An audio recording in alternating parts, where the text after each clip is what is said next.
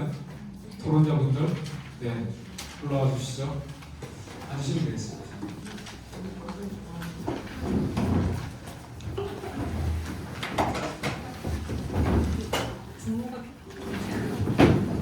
아직 한 분이 더 남아있어요? 토론자가 PPT를 그러면 한 분이 더 하고 네. 좀 순서를 땡겨줘야 되는 거네요. 네. 야, 이 PPT 사용에 대해서 굉장히 경고를 할 수밖에 없는데 지금 시간이 굉장히 지금 물론 이 뭐 짧게 설명할 수 있는 건 아닌 것 같아요. 그래서 되도록이면 많이 얘기를 할 수 있도록 하는데 우리가 5시에는 마쳐야 됩니다. 그렇기 때문에 최대한 마치도록 하는데 앞서서 제가 중언부언하지는 않겠습니다. 다만 지금 저는 딱 놓친 게 있었어요. 저는 TSMC는 워낙 주식시장에 많이 이야기됐던 거라서 대만의 TSMC 하면 주식 이거야, 주가 이거야 이렇게는 다 알고 계실 건데 이게 공기업에서부터 출발해서 여전히 국민기업이다라고 하는 것은 잘 모르셨죠. 그 다음에 또 하나는 국유기업, 그러니까 이게 대부분 보면 이제 매우 공적인 성격을 갖는 기업으로서 감당 가능한 이런 거였는데 지금 우리가 하고 있는 것은 제가 이따가 말씀드리겠지만 제가 이제 두 가지 법안을 봤거든요. 저도 이런 법안을 처음 봤습니다. 퍼져도 이렇게 퍼질 수가 없어. 그냥 100% 퍼주는 거예요. 이따가 다시 보겠습니다. 모든 자원을 먹는 하마와 같은 산업이라고 하는 것을 잘 설명해 주셨고 우리한테 맞지 않는 미래 먹거리가 아니라 미래를 망치는 산업이다 이렇게 결론 내리고 싶었던 것 같아요. 일단 여기까지 듣고 자 그러면 토론을 하시는데 약속하셔야 됩니다. 10분에 네 좋습니다. 네 순서를 바꿔서 우리 구준모 제가 에너지 이름 좀 길어가지고 에너지 노동 사회 네트워크 지금 기획실장을 맡고 있습니다. 박수로 정리하겠습니다. 네, 저는 기후 정의와 에너지 전환의 관점에서 반도체 산업에 관해서 어떻게 접근해야 될지 또 산단 문제를 어떻게 봐야 할지 좀 말씀을 드리려고 합니다. 오늘 자리가 문제점을 진단하는 것을 넘어서 진보 정치와 기후 정의 운동 또 시민사회가 어떤 관점과 내용으로 대응을 할지에 관한 것이라고 생각하고 그 부분을 좀 말씀드리겠습니다. 앞선 발제자분들의 내용에 대해서는 다 전적으로 동의를 합니다. 이 반도체 클러스터 용인 지역에서 다른 지역으로 옮기자는 이야기들이 최근 들어 부쩍 많이 나오기 시작했습니다. 대표적으로 전라남도도 그렇고요, 전라북도도 그렇고요, 새만금이나 아니면 광주나 전남권으로 이쪽으로 옮기자는 얘기들을 하고 전북도 위에는 그것을 촉구하는 결의안까지 채택, 건의안까지 채택을 하기도 했습니다. 이때 공통적으로 나오는 것이 또 아리백 또는 아리백 산단 이야기가 나옵니다. 그런데 비단 이 지자체에서 이야기하는 것뿐만이 아니라 이 시민사회 일각에서도 지역 유치나 이전론들이 나오고 있습니다. 지난 10월에는 광주 전남 시민사회 일동이라는 이름으로 이렇게 입장이 발표가 됐고요. 저는 이제 여기서 이제 지적하는 문제들 점들에 대해서는 대부분 다 동의를 하는데요. 그런데 그것의 대안이 이것을 반도체 산단을 지역으로 유치하는 것, 그리고 아리백 달성이나 아리백 산단 인지에 대해서는 커다란 의문점을 가지고 있습니다. 그리고 또 10월에 비슷한 시기에 또 비슷한 기자회견과 이런 내용도 있었습니다. 매우 이제 정당하고 다양한 문제들을 지적했는데 언론에서 받고 쓰는 건 또 호남으로 옮겨야 이런 내용이고 여기에도 이제 핵심적으로 들어간 것이 뭐 지역 차등 요금제나 아리백 상단으로 재배치하는 이런 것들이 대안으로 얘기가 되고 있습니다. 그렇다면 과연 아리백과 아리백 산단이 무엇인지를 한번 살펴봐야 될 것 같은데, 저는 이 지역 유치나 아리백 산단을 이야기하시는 분들이 이 지금 추진되고 있는 아리백 산단이 어떤 성격이고 어떤 내용인지에 대해서는 채 검토하지 않고 그냥 아리백에 대한 어떤 장밋빛 기대감을 가지고 이야기하는 것이 아닌가 생각이 들었습니다. 이재명 정부가 아리백 산단을 만들기로 하고 전폭적으로 지원하기로 하고 범정부적인 TF가 구성이 되었습니다. 이재명 대통령이 이렇게 얘기했습니다. 원칙적으로 규제를 제로로 해라. 그리고 파격적인 정비료 할인 혜택도 검토하라는 식으로 이야기를 했습니다. 그리고 이 TF를 통해 가지고 올해 내에 법률안과 그리고 조성 방안을 발표하고 2026년까지 산단을 지정하자는 것이 현재 정부의 계획입니다. 현재 국회 산자위를 중심으로 아리백 산단 특별법들이 다양하게 발의가 되어 있습니다. 제가 초벌적으로 조사해 본 바로는 지금 5개 정도의 법안이 발의되고 모두 민주당 국회의원들이 발의한 것입니다. 핵심 내용은 기업 유치를 위한 파격적인 규제 완화와 지원입니다. 방금 권영국 대표님께서 이런 법은 처음 봤다고 말씀하셨는데 반도체 특별법 때문인지 어쩌면 더 심각해 보이기도 하는 법안이 지금 추진되고 산자위에서 논의를 앞두고 있습니다. 제가 충분하게 분석을 하지는 못했고 가장 먼저 발의되었고 그리고 민주당의 산자의 간사로 상당히 큰 영향력을 미치고 있는 김원희 의원의 법안만 간략하게 살펴봤는데 가장 충격적인 거는 45개 일허가를 애초에 면제해 주겠다는 것입니다. 이재명 대통령이 표방한 규제 제로 원칙을 충실하게 반영하고 있는 것입니다. 그리고 그 외에도 인허가 면제 외에도 각종 특례들이 또 여러 개가 있고요. 산업기반시설 비용을 정부나 일부를 정부에 우선적으로 지원한다. 조세를 감면한다. 그리고 이 아리백 산단의 전기를 공급하는 사업자가 있어야 되는데 이 사업자를 현재 직접 PPA를 하는 민간 기업들에게 맡기겠다는 내용까지 포함되어 있는 것입니다. 지금 이제 아리백이 마치 기후 위기 대응과 에너지 전환을 위해서 당연히 표방해야 되는 것처럼 이야기되는데요. 재생에너지로 정의로운 전환이 필요하고 목표하기를 재생에너지 100%에 가까운 재생에너지 전환을 목표를 해야 된다는 내용과 아리백이라고 하는 이 제도 개념을 통해서 실제 표방되고 추진되는 건 완전히 다릅니다. 그런데 많은 분들이 이걸 헷갈려가지고 아리백이라는 어떤 타이틀이 붙으면 만약 이건 좋고 추구해야 되는 바라고 생각을 하시는 것 같습니다. 아리백은 어떤 공적인 기관이 추구하는 것도 아니고 어떤 기준과 평가 잣대를 가지고 있는 것도 아니고 초국적 글로벌 기업들이 자신들의 이 그린워싱과 이익 추구를 위해서 만든 자발적 캠페인 도구입니다. 이것을 어떤 기업들이 압력을 행사한다는 것 자체로 해서 마냥 추구해야 될 대안으로 얘기되는 것들은 매우 그릇되었고 해외에서도 아리백은 기업의 자발적 캠페인 정도 용어로 쓰이지 우리나라처럼 모든 데다 아리백을 갖다 붙이는 것은 없는 것으로 알고 있습니다. 지금 현재 이 아리백이 추진되면 대표적으로 대기업이 직접 PPA 한전을 통하지 않고 재생에너지 발전 사업자들이 직접 다른 대기업에게 전력을 공급하는 방식을 취하고 있습니다. 이게 현재 산자부 장관이 국회의원 시절 시절에 강력하게 밀어붙였던 법안인데요. 이 PPA 사업의 77%를 SK라고 하는 한 대기업이 하고 있습니다.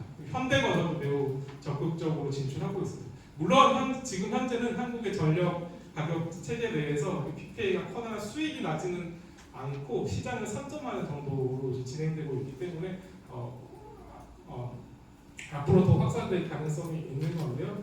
근데 결국 핵심적으로 말씀드리자면 결국 이 PPA라고 하는 선택적 전력 계약을 통해서 저렴하고 깨끗한 에너지를 대기업이 구매력 있는 곳이 먼저 선점을 하고 대기업 간에 유리한 계약을 맺게 되는 것이고요. 그렇다면 한전이나 나머지 국민들, 시민들과 중소기업들은 그렇지 못한 전기를 더 비싸게 하면서 전력 공급의 형평성과 전기요금 인상 그리고 에너지 시스템 전반에 문제를 일으키는 법이라고 할 수 있습니다. 분산 에너지도 비슷합니다. 분산 에너지라고 하는 것이 추구해야 할 바는 당연히 맞는데요.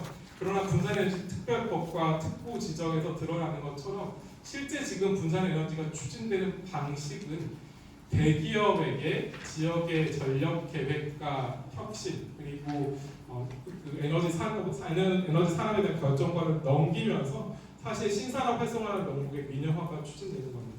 4개의 특보가 선정되었는데요. LS라는 대기업, SK의 자회사, 현대자동차, 고성, 잘 알려지는 않았지만 60위권의 한국의 대기업입니다. 이런 곳들이 지역에서 에너지들을 장악할 수 있도록 해놓은 것입니다. 분산 에너지를 하는 것은 당연히 추구되어야 하는 바이지만 분산 에너지가 이 정의로운 전환과 결합되어서 추진될 수도 있고 그것이 아니라 지금과 같은 방식의 민영화나 기업 권력의 강화와도 결부되어서 추진이 될 수 있는 것입니다. 그래서 제가 말씀드리고 싶은 바는 이 반도체 클러스터의 이전 문제라고 하는 것들을 만만히 볼 것이 아니라 이 이전이 필요하고 그 지역에 유치하겠다고 하는 것들이 이런 것들과 이제 결부되어서 진행되면서 전체적인 그 기후 정의나 에너지 전환의 정당성을 더 훼손할 수가 있다는 것입니다. 그래서 좀 정리를 하자면요, 저는 이 기후 정의와 정의로운 에너지 전환을 위해서 통합적 관점을 가지고 반도체 산업의 문제 그리고 또 에너지의 전환의 문제들을 검토를 해야 된다고 보고 있습니다. PPA나 아리백과 같은 기업 권력을 강화하는 시장주의적이고 허구적인 거래 시스템이라고 하는 것은 규제 완화와 대기업 특혜로 기울고 에너지 시스템 전반의 정의로운 전환을 훼손합니다. 이재명 정부가 추진하려고 하는 것 그리고 민주당 국회의원들이 지역 발전이나 균형 개발은 이런 그런 에너지 전환 이런 명목을 가지고 하려는 것들도 같은 궤를 가지고 있습니다. 물론 저는 이제 지역 이전이나 유치론이 등장하게 된 배경은 충분히 우리가 이해할 필요가 있다. 지역이 겪고 있는 소외와 문제 그리고 일방적인 송전단 건설 과정에서 미치고 있는 피해 이런 것들은 충분히 숙고하고 더 많이 알려져야 하는데 그것이 섣부른 대안 또는 잘못된 좀 대안과 결부된다면 오히려 운동을 더 키우고 같은 전선을 형성하는 데 걸림돌이 될 수 있겠다고 좀 우려가 됩니다. 그래서 이 아리백 그 산단 특별법에서 보다시피 사실 규제 완화와 민영화식의 기업 유치이고 지역의 시민과 노동자의 참여를 배제하는 지역 계획이자 개발이고 환경을 파괴하고 공공성을 훼손합니다. 이것은 지역 발전이나 개발 또는 지역의 정의의 진전이 아니라 지역의 불평등과 지역 정의를 더 악화하게 될 것이라고 보고 있습니다. 따라서 그런 이제 것들을 좀 충분히 공유하고 우선은 지금 반도체 산업과 클러스터에 대한 문제 제기 자체가 종합적으로 너무 부족한 상황입니다. 그것들을 함께 잘 만들어 갔으면 좋겠습니다. 네, 감사합니다. 네, 이제는 진짜 올라오시죠. 네. 네, 토론의 요지를 아마 이해하실 거라고 생각합니다. 지금 우리가 매우 표면적으로 생각했던 이제 에너지 분산 에너지 지역적으로 분산하는 것이 전체적으로 지역 균형을 고려할 때 지향해야 될 방향 아닐까라고 생각을 했는데 실제 이제 그 내용을 제대로 볼 필요가 있겠다라는 이제 지적을 해주셨습니다. 그리고 아리백에 이것이 시장주의적으로 접근했을 때 결과적으로 보면 이 초국적 자본들이 자신들의 이윤을 추구하는 방식으로 에너지가 편중되고 독점돼 나갈 가능성이 대단히 높다라는 이야기를 해주셨고 그리고 이제 그 분산 에너지가 지역의 대기업의 주도권을 넘겨주면서 결국 에너지 민영화로 기결될 가능성이 대단히 높다. 이런 내용들을 구체적으로 제대로 보면서 지역 분산이나 균형 발전 그리고 정의로운 전환을 잘 함께 종합적으로 고려를 해야 된다라는 취지로 토론을 해주셨습니다. 자 그러면 쉬었다 할까요? 네, 그렇구나. 지금까지 쉬는 게 아니었어요? 네, 좋습니다. 그럼 본격적인 토론 들어가기 전에 머리 정리를 좀 하시고 한 10분 지금 시간이 40분이니까요. 50분에 네, 속개하는 것으로 하고 이제 지금 준비되어 있는 나머지 토론을 듣는데 아마 이견이 발생하는 데 있어서 토론자분 중에 되게 소소 의견이다라고 생각해가지고 위축되지 마시기를 제가 부탁드리겠습니다. 네. 근데 그걸 가지고 좀 우리 내부에서도 약간 뜨겁게 쟁점 정리를 해야 될 필요가 있겠다라는 생각이 있어서 그런 거니까 얘기를 해주시면 좋겠습니다. 그럼 이 순서에 따라서 이제 가겠습니다. 재벌 특혜 환경 파괴 반도체 특별법 저지를 위해서 이 공동행동이 만들어졌는데 예, 실제로 대중조직을 가지고 있지 않는 분이 이 대중적인 싸움을 만들어내기 위해서 도심조사를 하고 있는데 되게 어려움을 겪고 있습니다.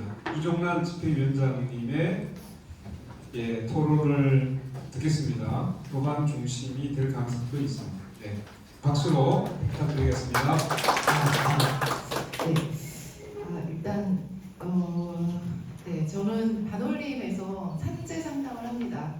제가 사실 집행위원장을 할 수 있는 그런 여건이나 조건은 안 되는데 주 52시간 쟁점 때문에 올해 초에 이제 급하게 운동 행동이 꾸려지면서 그 양대 노총도 다 이제 포함해서 금속노조도 포함해서 이제 그 운동 행동이 꾸려지긴 했는데 이제 집행위원장을 하시는 분이 나타나질 않아서 이제 부득이하게 이제 하게 되고 사실 조금 지금 반도체 특별법을 그 통과하는 것이 지금 뭐 초읽기에 들어갔다 이런 기사들이 난무하는 상황에서 우리의 그 79개 단체 중에 절반이 노동조합 분들인데 다들 어디에 계실까?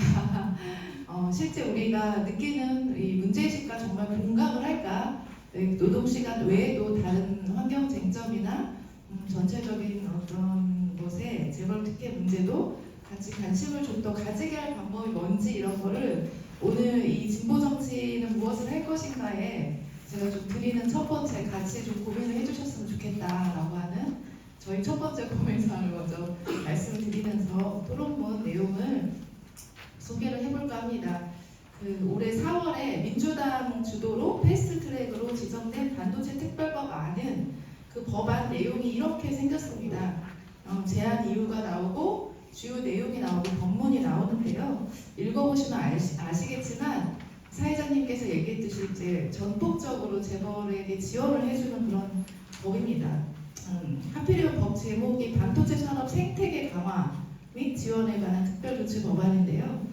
이 생태계라고 하는 것은 사실 우리가 동식물, 미생물 이런 것과 상호작용하는 그러한 뭐 햇빛, 물, 공기 뭐 이런 것들을 얘기하는 것인데 이런 아름다운 자연을 뜻하는 생태계에 반도체 산업의 생태계를 갖다 붙이면서 언어의 오용까지 되게 심한 그러한 산업이라고 생각을 합니다. 반도체 산업 생태계라는 말은 굉장히 많이 쓰이긴 합니다. 반도체를 뭐 이렇게 이제 종합 반도체 기업인 삼성이나 SK 단독으로 만들 수 있는 게 아니라 광물 채취부터 해서 그 화학 소재, 부품, 장비, 소부장이라고 불리는 굉장히 거대한 공급망을 형성을 해서 반도체 산업의 상호 의존적으로 이제 생산이 되기 때문에 이제 그렇게 붙여진 말이긴 합니다. 네, 그동안 사실 저희 2007년도 황윤희의 백혈병 사망 이후로 투쟁이 벌어지고 18년이 흐르는 동안 뭐 많은 변화가 있긴 했습니다. 11년이라고 하는 시간이 걸렸어요. 삼성으로부터 공식적인 사과를 받기까지. 그 뒤로 또 7년이 흘렀는데 얼마나 그러면 반도체 노동자들의 건강권이 향상이 됐을까라고 하는 거에 대해서 저는 사실 좀 마음이 씁쓸합니다. 저희가 요즘 상담하고 있는 사람들은 거의 하청이거든요. 얼마 전에도 반도체 이 폐기물, 폐분진과 폐수 처리를 하시는 분이 폐암에 걸리셨어요. 하청 노동자였고 화학물질을 공급하는 부서에서 일을 10년 넘게 하셨던 하청 노동자가 악성 뇌종양에 걸렸습니다. 얘기를 들어보면 이렇게 첨단 자동화 얘기를 하지만 이분들이 일하는 나이들은 자동화가 전혀 되지 않아가지고 수동으로 많이 일을 하고 특히 폐기물 처리는 폐 분진을 자루에 쓸어 담는 진공 청소기로 하고 뭐 쓰레받기로 받아서 자루에 담는 식으로 일을 한다고 해서 사실 믿기지도 않는 그런 형국이었는데요. 그거 말고도 뭐 웨이퍼 박스 세정 이런 거 다 하청이 하고 반도체에서 가장 또 빈번하게 일어나는 게 유지보수 업무입니다. 반도체 정비 업무인데 이건 다 예전에 정규직 설비 엔지니어가 하던 것이 지금은 다 협력업체 하청 노동자로 이제 신분이 바뀌었습니다. 네, 그리고 지금 명일이라고 하는 하청 기업은 싸우고 있어요. 왜 싸우고 있냐? 여기는 반도체 라인에서 무거운 웨이퍼 박스를 들어서 날라서 다른 곳으로 이동하는 물류 업무를 하시는 분들인데 수십 년 동안 이 명일이라는 회사가 삼성에서 하청 이로 이 물류 업무를 또 했다고 하는데 연말이면 다시 재계약해서 말 안 들면 고분고분하지 않으면 내쫓는 방식으로 이렇게 일을 한다고 합니다. 이번에도 140명에 대해서 다시 도급 계약을 해지하는 방식으로 구조조정을 하고 있는 상황에서 이분들이 삼성 서초사업과 용산 대통령실 앞과 국회 앞에서 열심히 싸우고 있어요. 싸우고 있는 그 현수막 내용은 반도체 노동기본권에 대한 보장이 없는 반도체 특별법을 반대한다 이러한 슬로건을 걸고 싸우고도 있거든요. 네, 실제 우리가 뭐 자동화율 얘기하고 뭐 반도체 산업으로 고용이 확대될 것이고 이런 얘기를 하고 있지만 이 산업을 떠받치고 있는 노동이 어떤 노동인지 제대로 된 양질의 일자리가 아니라 이렇게 더 위험한 업무를 아래로 전가하는 하청 노동 생산 방식으로 일을 하고 있다. 아시다시피 반도체는 굉장히 수많은 화학물질을 가지고 반도체를 만드는데 이러한 정작 위험한 업무들, 직접적으로 화학물질을 취급하는 업무들은 다 하청 생산에 의존해 있다. 이 부분에 대해서 저는 진보 정치가 정말 주목해야 되는 부분이라고 생각을 합니다. 네. 얼마나 많은 그러면 실제 직업병 피해가 있었냐 이거 많이 소개가 돼서 아주 간단하게만 언급하면 여기 4쪽, 5쪽에 있는데요. 반도체 노동자가 이게 이제 삼성, SK 하이닉스를 비롯해서 6개사 전현직 노동자 20만 명의 코호트를 구축해서 한 7년 정도를 추적해서 통계를 내봤더니 반도체 노동자가 백혈병 사망 위험이 전체 근로자 대비 2.3배 높았고 같은 혈액암의 림프종 사망 위험은 3.68배 높았고요. 특히 여성 노동자 20세에서 24세 남성 장비 엔지니어 혈액암 발생 사망비가 높았고 뇌종양 사망률도 한 3배 이상 되는 걸로 기억합니다. 이렇게 혈액암, 뇌종양 외에도 각종 암 발생 위험비가 높았습니다. 또 대표적인 사실 직업병은 생식기계 건강 이상이에요. 그래서 유산, 불임, 또 자녀의 기형이나 질환. 그래서 저희 반올림이 지금 자녀산재법으로 싸우고 있거든요. 또 이제 그런 문제도 2세까지 이제 유전되는 문제. 미국 실리콘밸리 지역에서 먼저 반도체 산업을 했던 저희 이제 선배 활동가들, 할머니 할아버지가 되신 분들은 3세 손녀에게까지 유전되는 문제를 가지고 법정 분쟁 소송을 하고 있는 상황이에요. 유전독성 물질도 상당히 많이 쓰입니다. 이런 문제에 대해서 제대로 대책을 내놓지 않은 채로 반도체는 계속 확장되고 그런 상황이 있습니다. 방사선 위험도 굉장히 크죠. 작년에 삼성전자에서 중대재해가 발생해서 2명의 정비작업 노동자가 굉장히 큰 피폭을 당해서 6개월 이상 치료를 요하는 그런 중대재해 부상을 당했는데 이걸로 이제 삼성전자가 중처법 위반 조사를 받고 있는 상황인데요. 원자력안전위원회에서 방사선 설비를 관리를 하는데 기흥공장에서만 600대가 넘는 방사선 설비가 사용이 된다는 거예요. 아까 발제자님이 양자역학으로 반도체를 만드는 날이 곧 머지 않았다고 했는데 저는 그 얘기가 더 위험한 방식으로 정말 반도체가 생산이 되는구나 고 어떻게 하지? 화학적 인자뿐만 아니라 진짜 물리적 인자에 대한 위험이 너무 커지는 걸 이렇게 생각이 듭니다. 실제 다 자동화라고 하는 것이 현장에서 인력을 내쫓는 그러한 역할뿐만 아니라 자동화 설비 OHT 시스템에서도 노동자들이 암에 걸려 죽고 있거든요. 바로 높은 전자파 때문입니다. 전자파도 높고 그 자동화 설비가 곳곳에 들어가는데 거기 곳곳에 다니면서 설비 정비 업무를 하면서 이제 화학물질뿐만 아니라 높은 세계 전자파로 인해서 백혈병 사망 산재 승인 받으신 분 이런 분도 계시고 돌아가셨지만 그런데 이런 위험에 대해서는 사실 잘 짚어지지 않고 있습니다. 여전히 반도체 노동자들은 이러한 계속해서 중증 직업병으로 산재 인정을 받기 위해서 증명을 하기 위해서 싸우고도 있습니다. 이렇게 이제 그 첨단 기술 산업 이면에는 첨단 화학 산업이자 유해 산업이라고 하는 점이 아주 본질적으로 이제 있는 것이고요. 그리고 또 하나의 문제는 이게 신기술이 계속 도입되잖아요. 새로운 공정이 계속 빈번하게 도입이 되고 그런데 거기에 쓰이는 화학물질의 유해성은 그때그때 검증되는 게 아니에요. 언제 어떤 물질이 쓰이고 어떻게 사라지는지 이런 정부의 어떤 연구조사나 이런 거는 따라잡을래야 따라잡을 수가 없습니다. 아까 우리 처음에 첫 페이지에서 보여줬던 이 반도체 생태계 강화 지원에 관한 법률의 첫 페이지에 이게 첨단 전략 기술 산업법으로는 다 담을 수가 없어서 또 법을 만들었다 이런 내용이 나왔는데요. 국가 첨단 전략 산업 경쟁력 강화에 관한 법, 특별조치법 이것 또한 이미 만들어진 반도체 특별법이거든요. 이것도 반도체 특별법이라고 합니다. 이 법은 굉장히 보안을 강화한 법입니다. 반도체 노동자들이 산업재해 증명을 위해서 작업 환경 그에 대한 측정 결과를 보려고 하면 이 법으로 그것은 국가 핵심 기술이 포함된 내용이기 때문에 볼 수 없습니다. 라고 막아놓은 법입니다.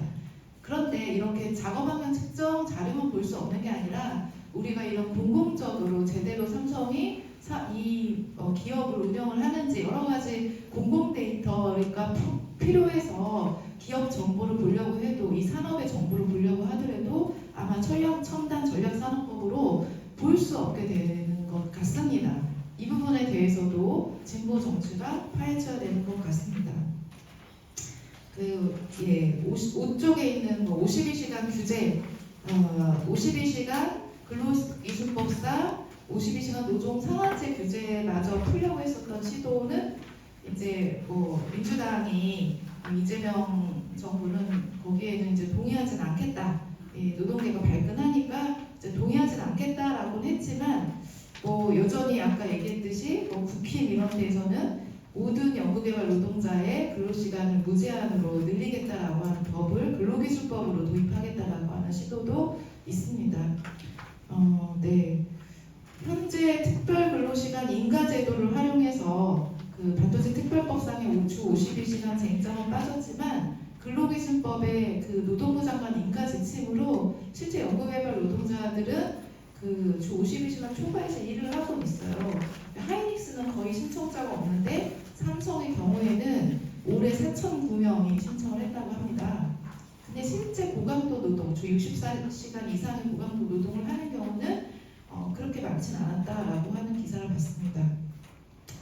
7쪽에 보시면 이제 저는 그렇게 생각을 해요. 어쨌든 정부에서는 이제 몰아서 일하기가 왜 안 되냐 이재명이 이렇게 얘기를 했는데 그건 이제 노동자들이 이제 막았고 근데 어쨌든 이런 몰아서 일하기, 과로는 노동자 쥐어짜기 이거에 대한 부분은 계속 될 수 있다. 특히 예를 들어 명일 같은 경우에는 지금 12시간 맞교대를 하고 있거든요.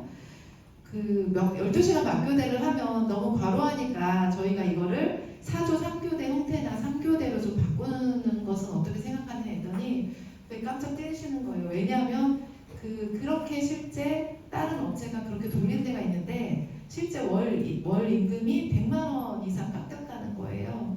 그러면서 그거를 4조 2교대에서 4조 3교대를 하는 걸 반대하시고 계시거든요. 그래서 이런 문제에 대해서도 같이 고민을 해야 된다. 임금 상관없는 노동시간 단축을 통해서 노동자들 건강권에 대한 생각을 해야 된다.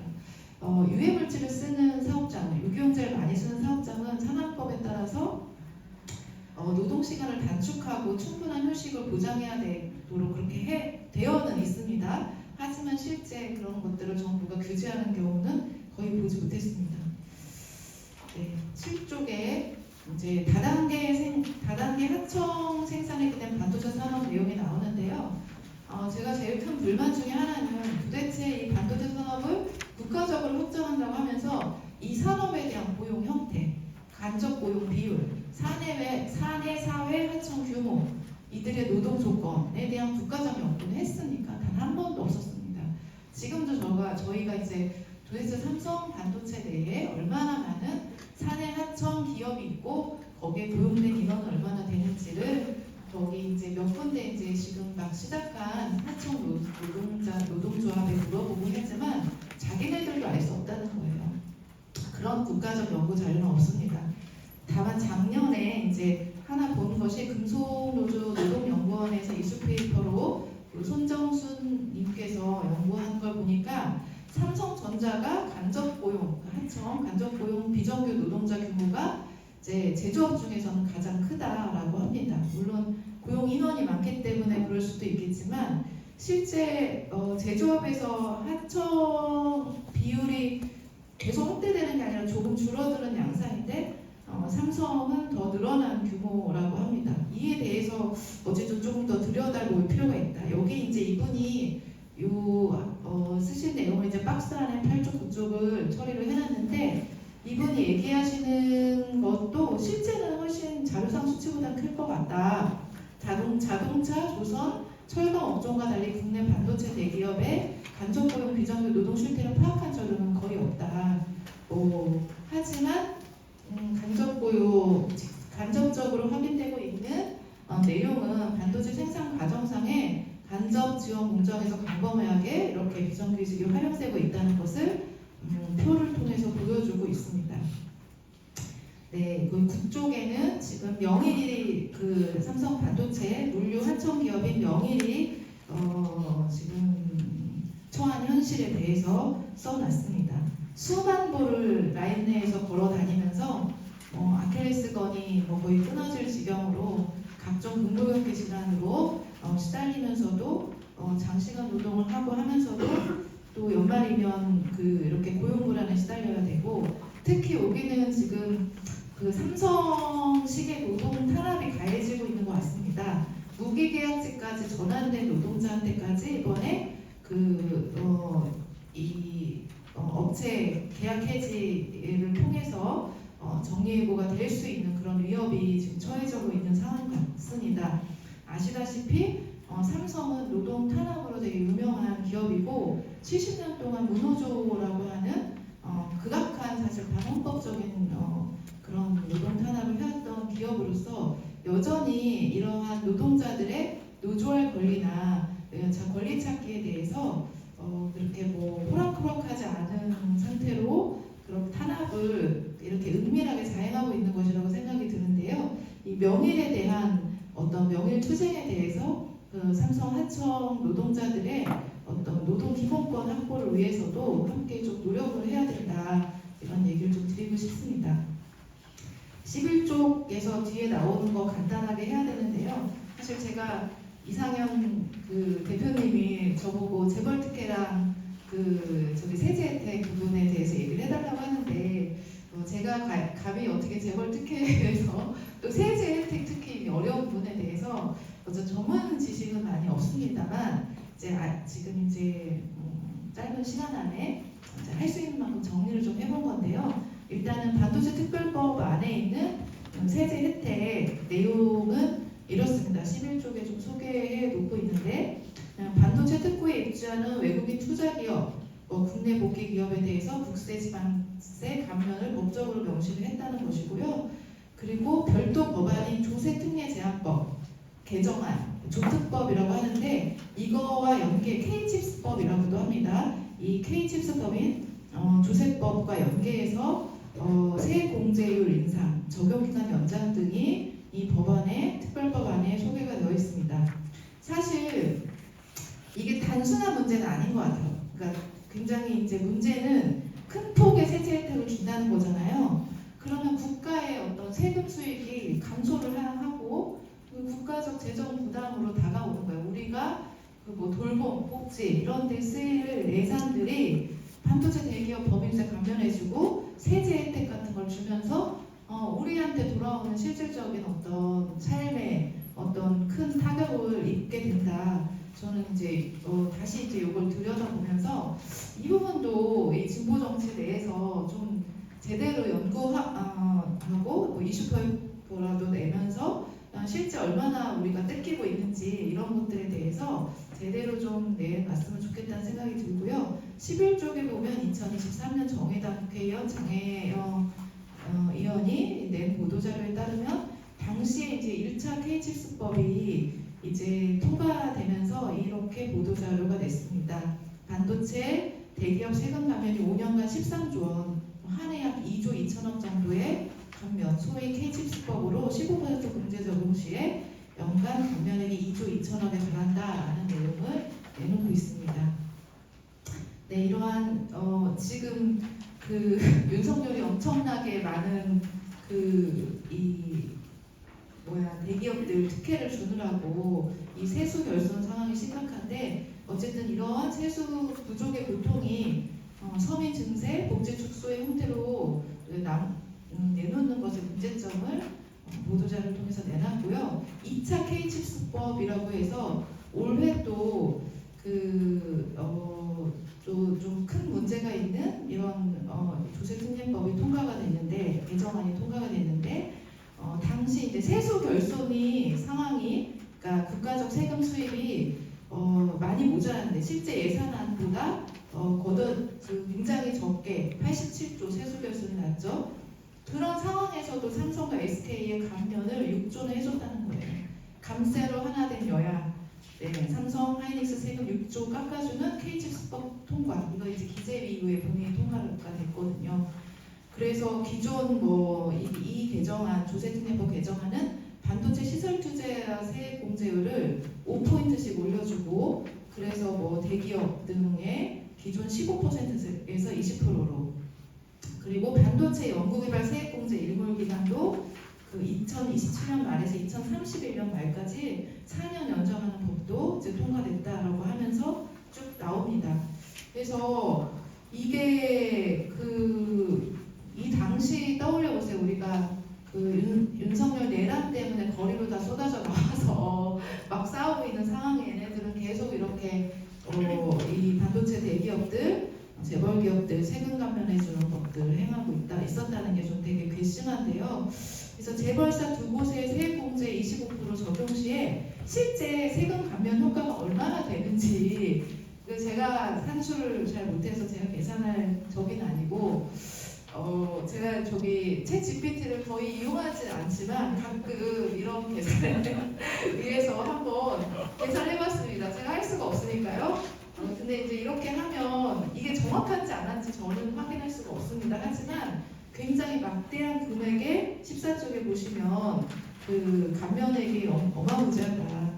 네, 이번 K칩스법 2차 통과안으로 인한 추가 세수 손실이 42조라고 하는 거예요. 그래서 이게 맞는지를 여기 김찬 선생님도 이런 거 잘 하실 것 같고, 선생님도 홍성환 선생님도 잘 하실 것 같은데 검증도 좀 했으면 좋겠습니다. 이러한 세금 감면 외에도 공공자원 지원이 결합돼서 전체적인 이제 특혜 구조를 이루는 법이 이제 반도체 특별법입니다. 네, 아까 얘기했듯이 제가 반도체 특별법, 이 국가 첨단 전략 산업 경쟁력 강화법도 이 특별법인데 이미 통과된 거 2022년에 여기에서의 보안이나 비밀 유지가 어디까지인지 이것도 사실 되게 우려되는 거거든요. 지금 이제 이게 우리의 국민들의 알 권리, 행정 감시나 이제 공적 감시를 위해서 만들어진 법률보다 더 위에 있어서 특별법으로 이런 보안이나 비밀 유지로 이유로 더 그들의 특혜, 그들만의 리그가 가능한 세상이 됐습니다. 반도체 특별법 세제 지원 문제점은 정리를 하면 이제 세수 급감으로 복지나 공공 서비스 축소 위험이 있다. 그리고 고용 창출 효과가 미미함에도 대기업 중심의 감세가 이루어졌다. 노동권, 환경, 기후 비용을 모두 무시하고 세금 지원을 했다. 결과적으로 이윤에 대해서는 사유화하면서 손실은 사회화하는 법이 이 특별법이다라는 것입니다. 네, 16쪽하고 17쪽은 제가 이제 이게 재벌 마무리하는 발언이에요. 그래서 재벌 특혜, 재벌 중심의 반도체 산업에게 우리의 미래를 맡길 수 없다라는 내용을 써놓습니다. 앞서 이제 한수가 전혀 없다는 내용도 다 하셨고, 저는 사실 여기 써놨지만 이거 좀 읽어봐 주시면 좋을 것 같고, 재벌 특혜 문제를 예전에 저희가 상당히 많이 얘기를 이제 떠올려보면 했었던 것 같습니다. 이게 뭐 정경유착을 통해서 우리나라를 기형적으로 키우게 된 이제 근본적인 원인이 되고 문제가 된다라고 하는 내용부터 계속해서 이제 재벌들, 특히 이제 재벌 3세, 2세들이 벌이는 부패와 이 부조리에 대해서 이제 표적해가지고 싸우고 했었던 기업들이 있는데요. 어느 순간 그게 되게 없어졌어요. 사실 이재용이 재벌 3세이고 경영 능력도 없고 그런 상황에 대한 것을 비판을 해야 되는데 그 비판의 목소리가 없고 세력화도 안 돼 있고 해서 제가 진보 정치 그에 또 드리는 감히 주문은 이 재벌 특혜 문제, 재벌의 문제를 사실 집중적으로 계속 얘기하는 것이 되게 중요한 전략이라고 저는 생각을 하는데 그게 너무 없으니 그걸 만들어야 된다. 그게 지금 반도체 특별법으로 뭉친 우리의 공동행동보다 훨씬 더 중요한 핵심적 문제일 수 있다는 생각이 좀 들거든요. 그래서 그런 대안을 어떻게 할 수 있을지 그것을 해야 된다 라고 하는 주문을 한번 드리면서 이제라도 재벌 특혜법, 반도체 특별법은 중단해야 됩니다. 그렇게 생각합니다. 99%의 노동자 시민이 주체가 돼서 우리 사회 공동체에 더 이로운 방향으로 의사결정을 해서 안전하게 생산하도록 공공적 통제를 따르도록 그렇게 바꾸는 운동과 정치가 필요하다고 생각합니다. 이상 마치겠습니다. 예, 진보 정치에 대해서 굉장히 깔끔한 지금 쓴소리를 집중적으로 이야기하시는 것 같아서 갑자기 가슴이 뜨거워지는데, 네, 맞습니다. 지금 우리가 아까 이제 반도체 특별법이 만들어지기 전에 국가 첨단 전략산업 경쟁력 강화 및 보호에 특별정책법 만들어질 때 이게 실제로는 삼성 법안이었어요. 삼성전자, SK하이닉스 이런 데 쓰고 있는 화학 물질을 이게 이제 공개되지 않도록 하기 위해서 이게 국가 핵심 기술로 포함시켜버리고, 그래서 이제 법원에서도 보통 이제 문서 제출 명령을 할 수 있거든요. 이런 이제 재판을 할 때, 그러면 보통 그것을 제출하지 않으면 안 되는 의무가 발생하는데, 이 법으로 아예 이 국가 핵심 기술이다라고 딱 포함시켜 놓으면 법원에서 이렇게 해야 합니다. 이것은 공개 대상이 아니다라고 답변이 오면 그럼 그걸로 그냥 끝이에요. 더 어떻게 할 수 없다 이렇게 하거든요. 그러니까 실제로 보면 이 유해 물질을 감추기 위해서 이 법안이 만들어졌는데, 이때 정의당이 또 크게 이제 이 내용을 잘 모르고 있다가 결국은 같이 이제 동의를 해버리는 상황이 발생하게 됐죠. 그래서 이것 때문에 굉장히 이제 정의당도 반성도 많이 하고 이걸 이제 뒤늦게 문제 뒤집으려고 했는데, 사실 이런 법들은 거의 거대 정당들이 다시 이걸 이제 시정하는 데 관심들을 안 가지기 때문에 아마 이런 지난한 투쟁들이 필요하게 되는 사안이 됐습니다. 그래서 결국은 반도체 특별법이라는 것도 지금 이 문제를 충분히 공론화시키지 못했을 때 결국 우리는 우리 힘으로 다시 이것을 시정할 수 있는 발판을 만들 수 없을 가능성이 대단히 높아지기 때문에 지금 최대한 문제가 사회적으로 공론화시키는 것이 바로 진보 정치의 책임이다, 이런 얘기를 계속 시정하고 있고, 사실 이게 이제 진보 정치만의 책임은 아니겠죠. 적어도 여기에 관여되어 있는 많은 시민사회 단체가 있고 환경단체가 있고 또 노동조합들이 있는데, 이 문제에 대해 상대적으로 굉장히 관심도가 떨어져 있다는 것을 오늘 새삼스럽게 다시 각성의 계기를 삼아야 될 필요가 있겠다라는 말씀은 꼭 드리겠습니다. 그리고 마지막으로 하나 더 말씀드리자면 결국은 삼성이나 이런 쪽도 좋은 일자리를 만드는 것이 아니라 매우 유해 독성 물질을 취급하는 그 자리에 누구를 지금 쓰고 있나요?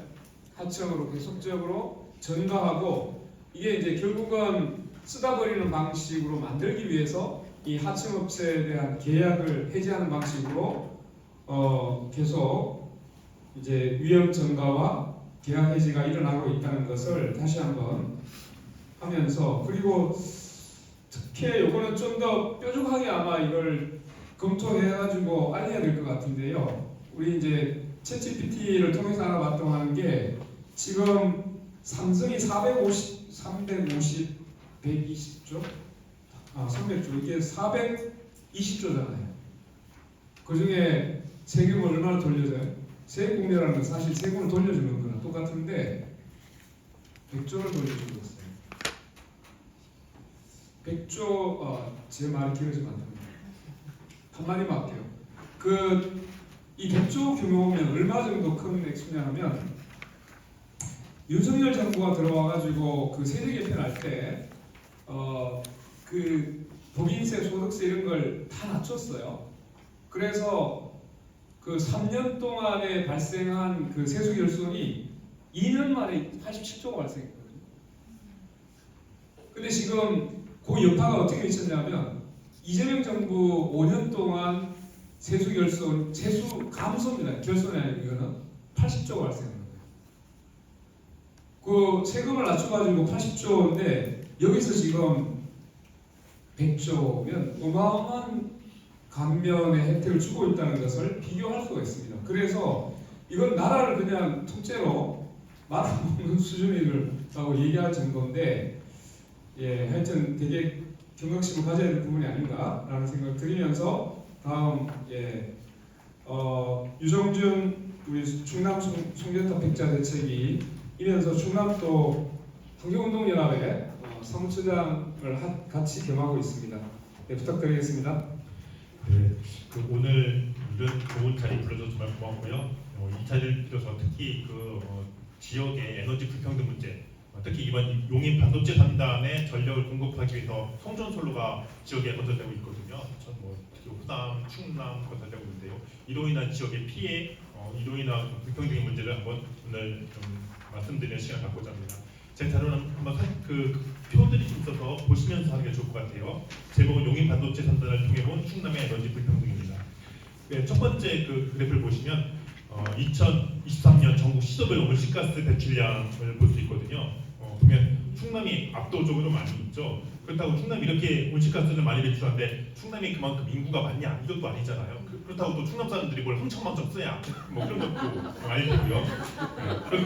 그런데도 불구하고 이렇게 많은 온실가스를 배출하고 있습니다. 아마 주로는 이렇게 석탄 발효, 철강, 석유화학 이렇게 중화공업들, 에너지형 다소명 산업들을 많이 쓰기 때문에 그런 걸 거예요.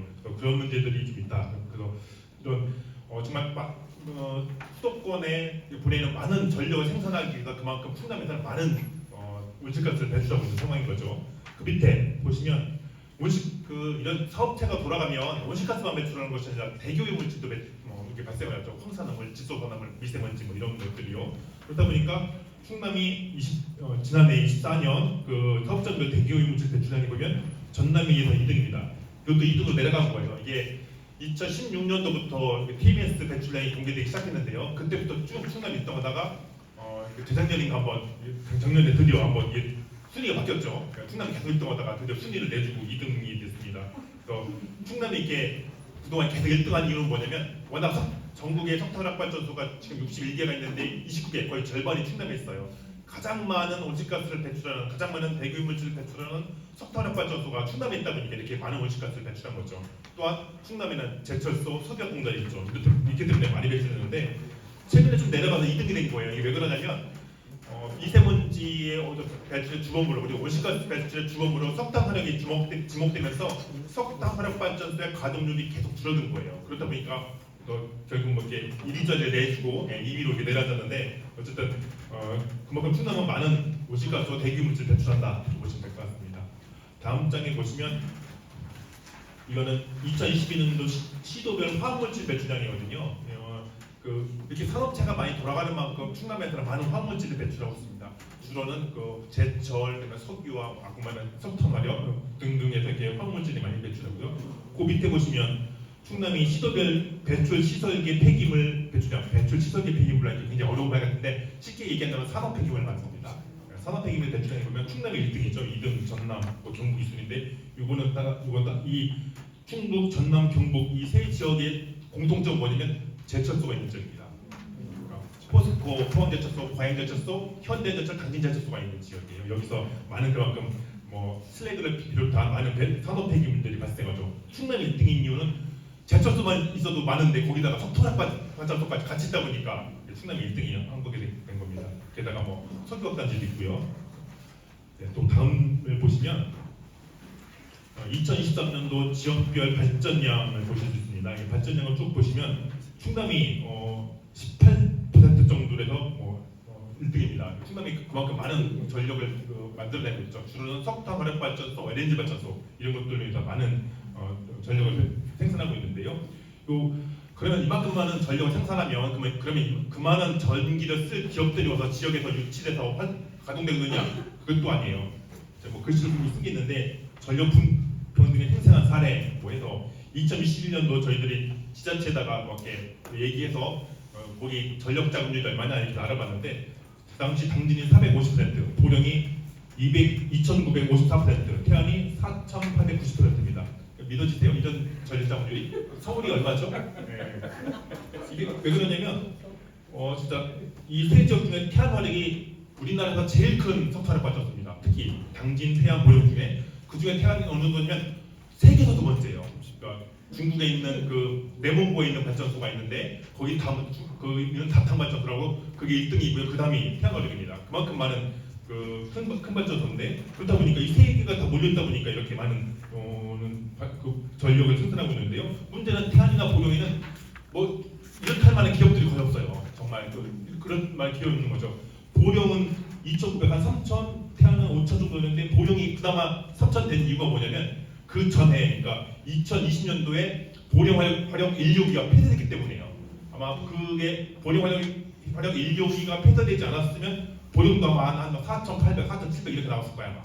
그런데 그만큼 충남에 있는 이런 지역은 많은 전력을 생산하지만 그 전력을 소비할 기업들이 오지 않는 거죠. 열심히 전력을 생산에다가 다 고스란히 수도권에다가 내준 겁니다. 당진은 450%. 이건 뭐 좀 낮다고 해야 하나요? 보령과 태안에 비하면. 그 당진이 그래도 이 정도가 된 이유는 뭐냐면 현대제철이라는 큰 제철소가 있기 때문에 그나마 450%가 된 거예요. 현대제철도 없으면 아마 당진도 3,000% 이렇게 됐을 겁니다. 그럴 거고요.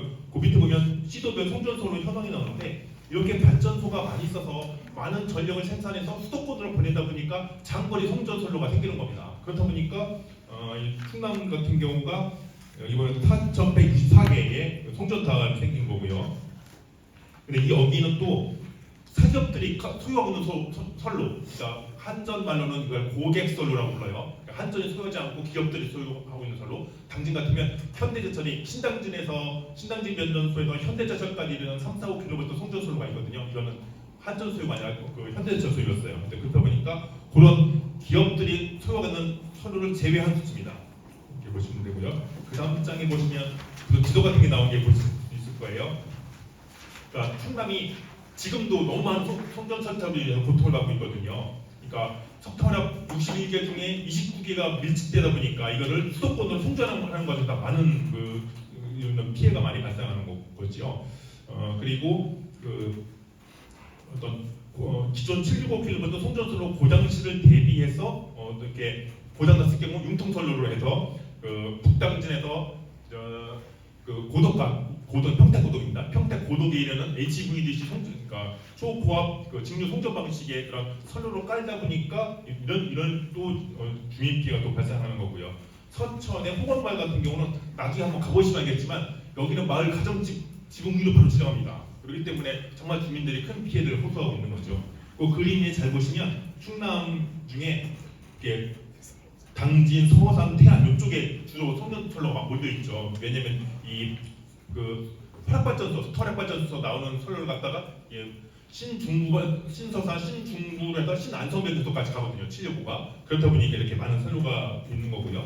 그다음 가운데쯤에 보면 이게 무슨 한 점으로부터 이렇게 막 선로가 막 사방팔방으로 뻗쳐 있는 데가 있어요. 이건 청양입니다. 왜냐하면 충남의 가운데쯤에 있거든요. 그렇다 보니까 뭐 신보령에서 오고 군산에서 오고 이런 송전선로들이 청양으로 가서 청양 변전소에서 이렇게 선로들이 사방팔방으로 뻗다 보니까 이렇게 많은 선로가 집중이 된 거죠. 청양은 인구가 3만이나 되나요? 정말 작은 도시예요. 사업체도 거의 없고요. 석탄발전소도 없고 공장도 없어요. 근데 이렇게 선로가 많은 겁니다. 좀 억울한 경우죠. 근데 여기에 또 선로를 건설하겠다고 해서 좀 문제가 되고 있습니다. 그 다음 장 보시겠습니다. 표를 보시면 지금 현재 추진되고 있는 호남 수도권 신구 송전선로 계획입니다. 크게 보시면 그 사만금에서 청양을 거쳐서 청양 아까 말한 그 청양이요. 청양을 거쳐서 고덕 평택에 있는 고덕산단으로 가는 거 다 나오고 그 다음에 새만금 신서산 새만금에서 서산에 있는 신서산 변전소로 간 다음에 신서산 변전소는 신중부 신안성 변전소로 이미 연결되어 있습니다. 가는 거고요. 그 다음에 군산에서 북천암, 북천에서 기흥, 신기흥 변전소 기흥이면 용인시 기흥면이잖아요. 그걸로 가게 되는 거고요. 그 다음에 신정읍에서 신계룡에서 북천암 가고 북천에서 또 신기흥으로 가고요. 신계룡에는 또 신임실에서 올라갑니다. 이렇게 모두 한 5개 정도의 선로가 다 충남을 다 거쳐서 올라가요. 특히 이번 선로에 대해서 지역민들이 많이 분노하는 이유는 그런 겁니다. 과거에는 우리 지역에 석탄화력발전소가 있기 때문에 이걸 어쨌든 보내기 위해서 송전선로가 세워졌죠. 그래서 열심히 싸우기도 했는데 또 한편으로는 이게 선로가 기존에 석탄화력발전소가 있으니 이 송전선로 가는 거에 대해서 참 막 반대하기 어려운 명분도 있었어요.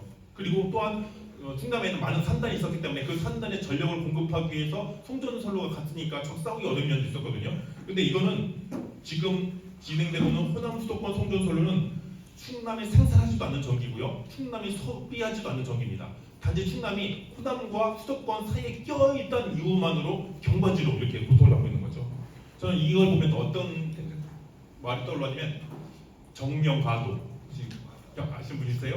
옛날 임진왜란 때 일본이 명나라를 치기 위한 거니까 조선은 땅을 빌려달라 이거였잖아요. 지금은 수도권에서 용인의 국가반도체 산단에 전력을 끌어와야겠으니 호남에 재생에너지로 생산된 전기를 끌어와야겠으니 충남은 송전설탑을 지을 땅을 내놔라 뭐 이런 격이거든요. 참 이게 과거 임진왜란 때 정명과다를 외쳤던 일본과 크게 다르지 않잖냐 뭐 이렇게 생각을 좀 합니다. 그래서 이거는 지금의 거는 재생에너지 생산은 지방에서 그리고 소비는 수도권에서 이루어지는 방식은 에너지 정의도 부합하지 않고 매우 지역과 불균형을 일으킨다 이렇게 생각이 들고요.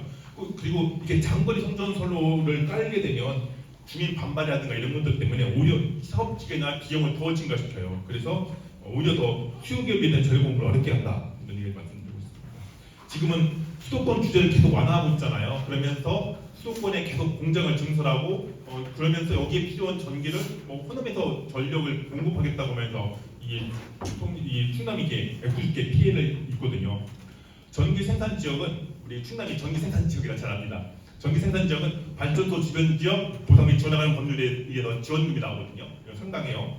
그리고 지역정원 시설세도 나오죠. 킬로와트당 0.6원 나오죠. 앞으로 더 인상될 수도 있고요. 전기 소비 지역은 기업이 입주하고 산단이 돌아가면서 지역 경제에 큰 선순환 효과가 있죠. 근데 우리 충남은 그러지 못합니다. 그래서 우리 시민사회 요구는 용인 반도체 클러스터는 애초 계획 자체가 삼성전자의 역량이라든가 반도체 산업의 미래에 대한 충분한 분석이 없는 상태에서 세워졌어요. 그래서 우리나라의 어느 정도 수준의 그리고 어느 정도 규모의 반도체 산업이 적정한지 그리고 반도체 산업의 발전과 국토균형 발전을 어떻게 조절할 건지에 대해서 충분히 타당성 검토가 되지 않은 상태에서 진행되고 있는 거죠. 제가 보기에는 일종의 경제 정책적 수단이 아니라 일종의 정치적 이벤트로 이게 진행된 것이 아닌가 이렇게 생각을 합니다. 그래서 이 같은 경우는 좀 냉정하게 분석하고 철저하게 타당성 분석을 해서 정말 제한적인 상황에 제한적인 선에서 이게 추진되는 것이 아닌가 이렇게 생각을 합니다. 반도체 산업은 물, 전기 등 자원을 다 소비하는 산업이기 때문에 철저하게 분석해서 정말 추진한다고 한다면 조금 필요한 정도에만 진행을 한다고 생각합니다. 그리고 그 필요한 정도의 반도체 산단에서는 우리에서는 그 전력을 생산하는 지역과 소비하는 지역을 분리할 것이 아니라 정말 전기가 생산되는 지역에 그 산업단지 그 공장이 들어올 수 있도록 이렇게 좀 할 것 같고요. 그래서 앞으로 이제 철저히 이런 반도체 산업도 타당성 검토를 통해서 정말 추진해야 할 반도체 산업이 있다면 저는 추진한다고 생각을 해요. 근데 이거 정말 철저히 타당성 분석을 해야 하고 또한 실제 재생에너지도 전기가 생산하는 지역으로 저는 가는 것이 맞다고 생각을 합니다. 그리고 이것들을 위해서는 전기요금 차등제 이런 것도 필요하지 않나 이런 생각이 들고요. 오늘 뭐 그 주제 중에 하나가 진보 정치는 무엇을 할 것인가 이런 얘기가 있는데요. 그 지금의 민주당이라든가 국민의힘 같은 경우 표현의식과 정치적 이벤트로 이런 사업을 진행하고 있죠. 그래서 진보정당의 역할이 더욱 중요한 것이 아닌가 이런 생각이 들고요. 충남에도 이런 비슷한 정치적 이벤트가 몇 번 있었어요. 대표적인 게 서산 신공항, 서산이다 말도 안 되는 신공항 한다고 그랬었죠. 그다음에 경제자유구역, 과거에 황해경제자유구역 하다가 사업번 푸지 못하고 400억인가 몇 억을 다 그냥 돈만 남겨고 맞은 사건이 있었거든요. 지금 또 충남 경제자유구역 한다고 그러고 있죠. 이런 정치적 이벤트에 대해서 민주당이나 국민의힘은 똑같아요. 이런 상황에서 그렇기 때문에 진보 정당의 역할들이 더욱더 중요하다 이런 말씀 드리고 싶습니다. 고맙습니다. 네.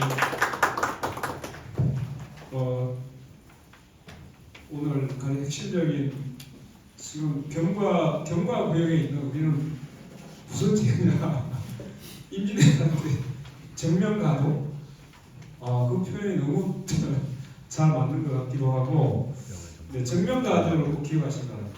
도대체 우리는 왜 뭔 이득이 있다고 이런 이제 이야기했어요. 이건 물론 국가 전체적인 뭐 산업 정책이나 이런 걸 위해서 국가의 그 전반적인 이제 부분으로서 구성되겠지만, 근데 사실 이제 지역 주민으로 봐서는 도대체 왜 우리는 이것 때문에 피해를 봐야지에 대해서 납득할 수가 없는 상황이 발생하고 있죠. 그래서 그 부분을 굉장히 잘 정리를 해주신 것 같습니다.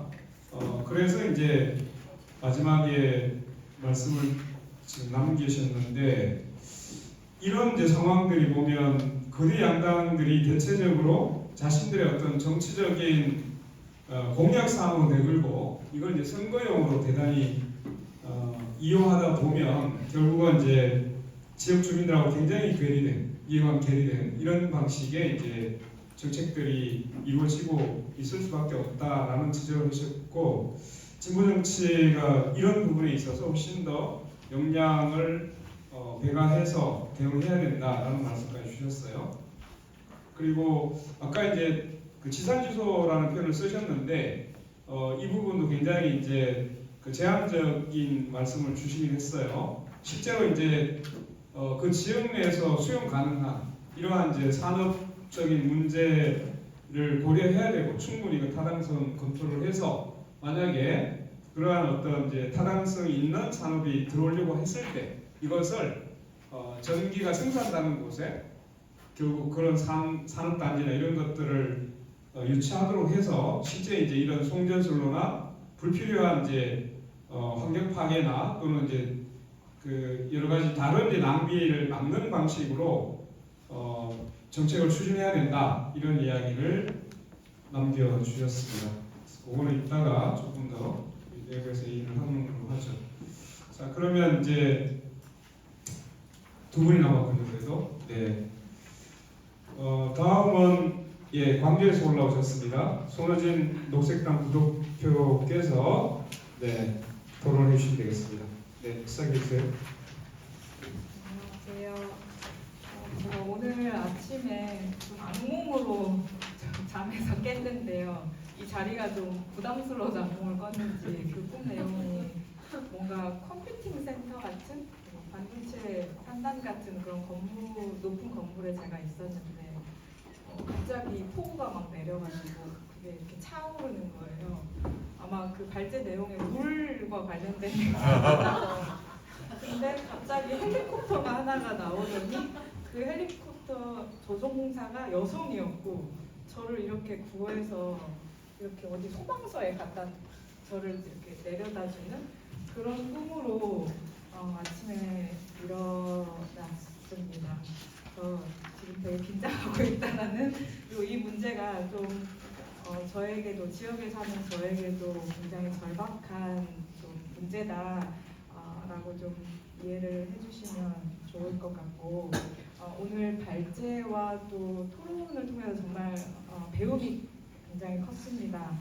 이 내용을 가지고 또 녹색당이 앞으로 좀 더 예리하게 또 기민하게 반응을 해야겠다는 생각이 좀 들었고요. 두 발제자 또 지금까지 토론자분들이 얘기하셨던 것처럼 반도체 산업은 결코 깨끗한 첨단 산업이 아니고 오히려 전 세계에서도 가장 많은 전기와 물을 소모하는 산업이고 또 연구 오염물질을 배출하는 고위험 산업이다. 또 반도체 산업의 산업재해 은폐, 또 장기간 노동, 자동화로 인한 고용 축소 이런 방식은 지속 가능한 산업이라고 할 수가 없고 그렇기 때문에 반도체는 반노동 산업이라는 것을 깊게 공감을 했고요. 저는 사실 그 한국에 작년 말에 와가지고 광주에 왔는데 한 달 만에 계엄이 터져서 참 정말 난감했던 상황. 그리고 이제 아직 한국은 탈핵 국가가 아니기 때문에 또 광주 지역에서 탈핵 운동이 오랫동안 진행이 돼 있고 탈핵 운동을 하다가 오늘 반도체 주제로 좀 이렇게 자리에 하게 됐는데요. 그래서 사실 오늘 발제 중심에 좀 궁금했던 부분 한두 가지를 좀 들고 왔고 오늘 시간이 없어서 그 앞에서 홍성만 실장님께서 이제 발제 내용 준비하신 거에 말씀을 끝내 못 하셨는데 그 발표를 못 하신 부분에서 그 반도체 산업의 소유구제 개편과 관련해서 파운드리 공정에서의 기술 공개 문제, 극자외선 장비 독점의 문제, 또 소재 및 장비 국산화 논쟁 한계 등등의 어떤 반도체 산업을 또 공공기술 인프라 구축 가능성으로 좀 연결을 시키셨는데 이제 과연 그 현재 이런 반도체 기술을 사유화하는 산업 구조가 유지되는 상황에서 어떻게 이 공공성 확보가 가능할 것인가? 그 재벌의 초독점은 더욱 강화되지 않을까? 또 이를 제한할 수 있는 방법을 혹시 좀 오늘 이 자리에서 같이 얘기해 볼 수 있는지라는 질문을 좀 던져보고요.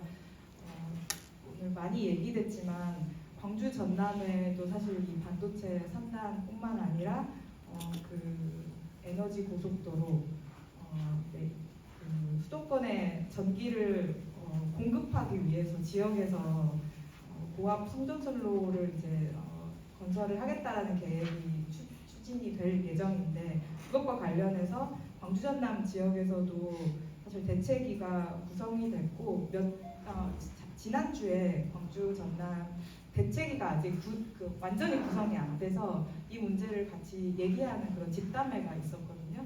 그래서 거기에 영암, 장성, 곡성, 영광, 화순 이런 지역의 분들이 오셔서 이제 그 송전선로 반대를 이야기했지만 또 그 안에서도 어떤 지역은 아까 말씀하셨듯이 반도체 산단을 지역으로 유치해야 한다는 걸 적극적으로 동의하시고 또 주장하시는 지역들이 있는가 하면 곡성의 경우가 대표적인데 곡성 대책위의 경우에는 우리 다 필요 없다.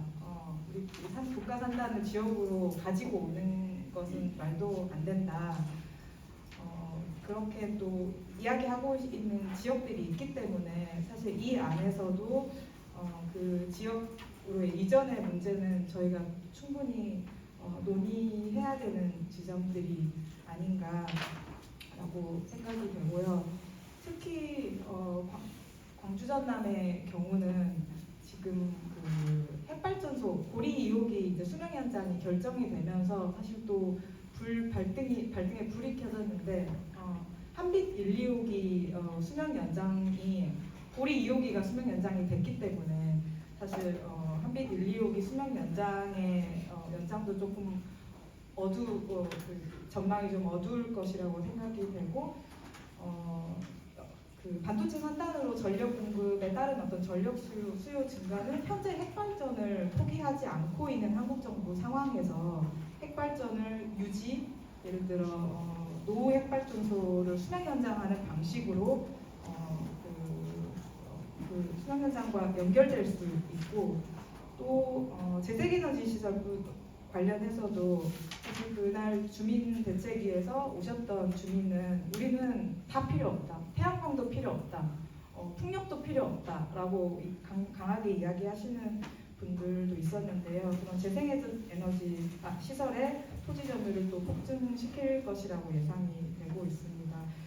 반도체 산단의 지역 이전은 농업을 기반으로 하고 있는 지역의 기반을 잠식하는 어떤 산업적 식민화에 가깝다는 것이 더욱 강조될 필요가 있다고 생각하고요.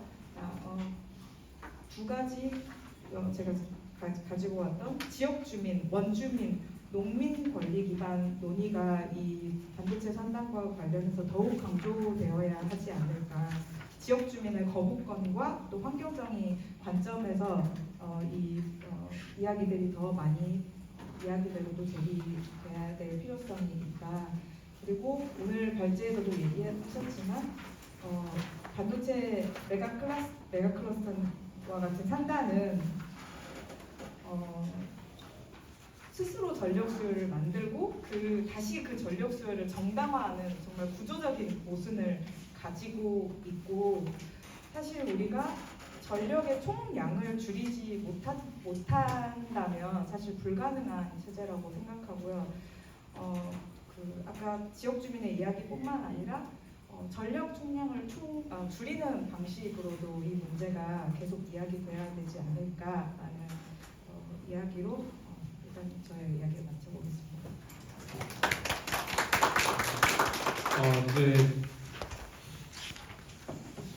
이 토론회가 꿈을 꿀 정도로 굉장한 부담을 줬다는 네, 그리고 굉장히 생생하게 지금 기억을 하고 있어서 네, 고생하셨습니다.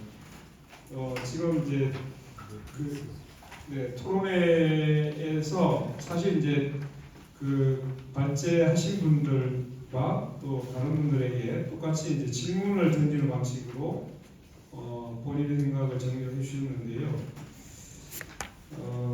이따가 답변을 할 때 이 부분을 잘 유념을 해주시면 좋을 것 같다라는 말씀을 드리고 이게 아까 몇 가지 얘기를 하셨는데 지역 주민, 원주민, 농민의 권리에 기반을 두고 지역 주민의 거부권 이 부분이 되게 좀 새롭게 느껴졌습니다. 그렇죠. 이게 지역 주민들의 우리는 권리를 굉장히 얕잡아 보죠, 사실 중앙정부가 이런 문제가 너무 심각하기 때문에 이 문제는 정말 좀 제대로 고민을 해야 될 부분 같고, 네, 이따가 함께 하겠습니다. 그리고 또 하나는 저도 이제 그게 느껴지는데 계속적으로 왜 기후 생태, 기후 정의, 기후 재난 문제를 이야기하면서 전력 수요를 계속 늘려가는 식의 이야기만 할 뿐이지 전력 총량을 어떤 식으로 줄여나갈 것인지에 대해서는 이재명 정부에 들어와서도 이야기가 전혀 없어져 버렸어요. 이 심각한 문제가 있는 것으로 보입니다. 그래서 그 문제를 합쳐서 이따가 조금 더 이야기해 보도록 하겠습니다. 그럼 마지막 이제 지정 토론입니다. 진보 정치는 무엇을 할 것인가에 있어서 마지막 피날레를 지금 잘 마무리를 하셔야 될 것으로 기대하고 있습니다. 노동당 정상천 사무총장님의 힘찬 박수로 토론을 정하겠습니다. 네, 안녕하세요. 노동당 사무총장 정상천입니다. 앞서 말씀하셨던 내용들 중에 진보 정치가 답해야 될 게 너무 많아서 대단히 무겁게 생각이 들고요. 또 발표해 주신 많은 분들의 이야기, 문제적 시각에 대해서 전적으로 동의합니다. 노동당은 용인 반도체 3단 조성 자체는 정치 사회적 문제들의 집합체다 이렇게 말씀드리고 싶고요. 그래서 이 모든 문제들이 응축되어 있는 반도체 특별법 추진은 당장 중단되어야 한다 이런 입장을 가지고 있습니다. 그리고 반도체 3단 단지의 지방 이전에 대해서도 노동당은 명백하게 반대 입장을 가지고 있습니다. 반도체 메가 클러스터가 노정하고 있는 문제가 단순히 재생에너지인가 아닌가, 또 송전선로를 최소화할 수 있는가 아닌가의 문제가 아니기 때문에 저희는 이 반도체 산업 이 단지에 대해서 원론적으로 반대하는 입장을 가지고 있습니다. 많은 분들이 반도체 산단이 가지고 있는 실질적인 문제들에 대한 이야기를 해주셨기 때문에 정당으로서 저는 이 이야기를 좀 더 해보고 싶습니다. 저희가 국가가 추진하는 어떤 일에 대해서 반대를 많이 하는 편입니다. 대체적으로. 그럴 때 그 반대의 논거가 이 사업 추진이 합리적인 것이냐 그렇지 않은 것이냐라는 것을 간혹 우리가 따지기도 합니다. 가진 힘이 없기 때문에 그럴 수밖에 없는 처지라고 생각을 합니다만 합리성 여부에 기초한 반대를 좀 넘어설 필요가 있지 않을까라는 고민입니다.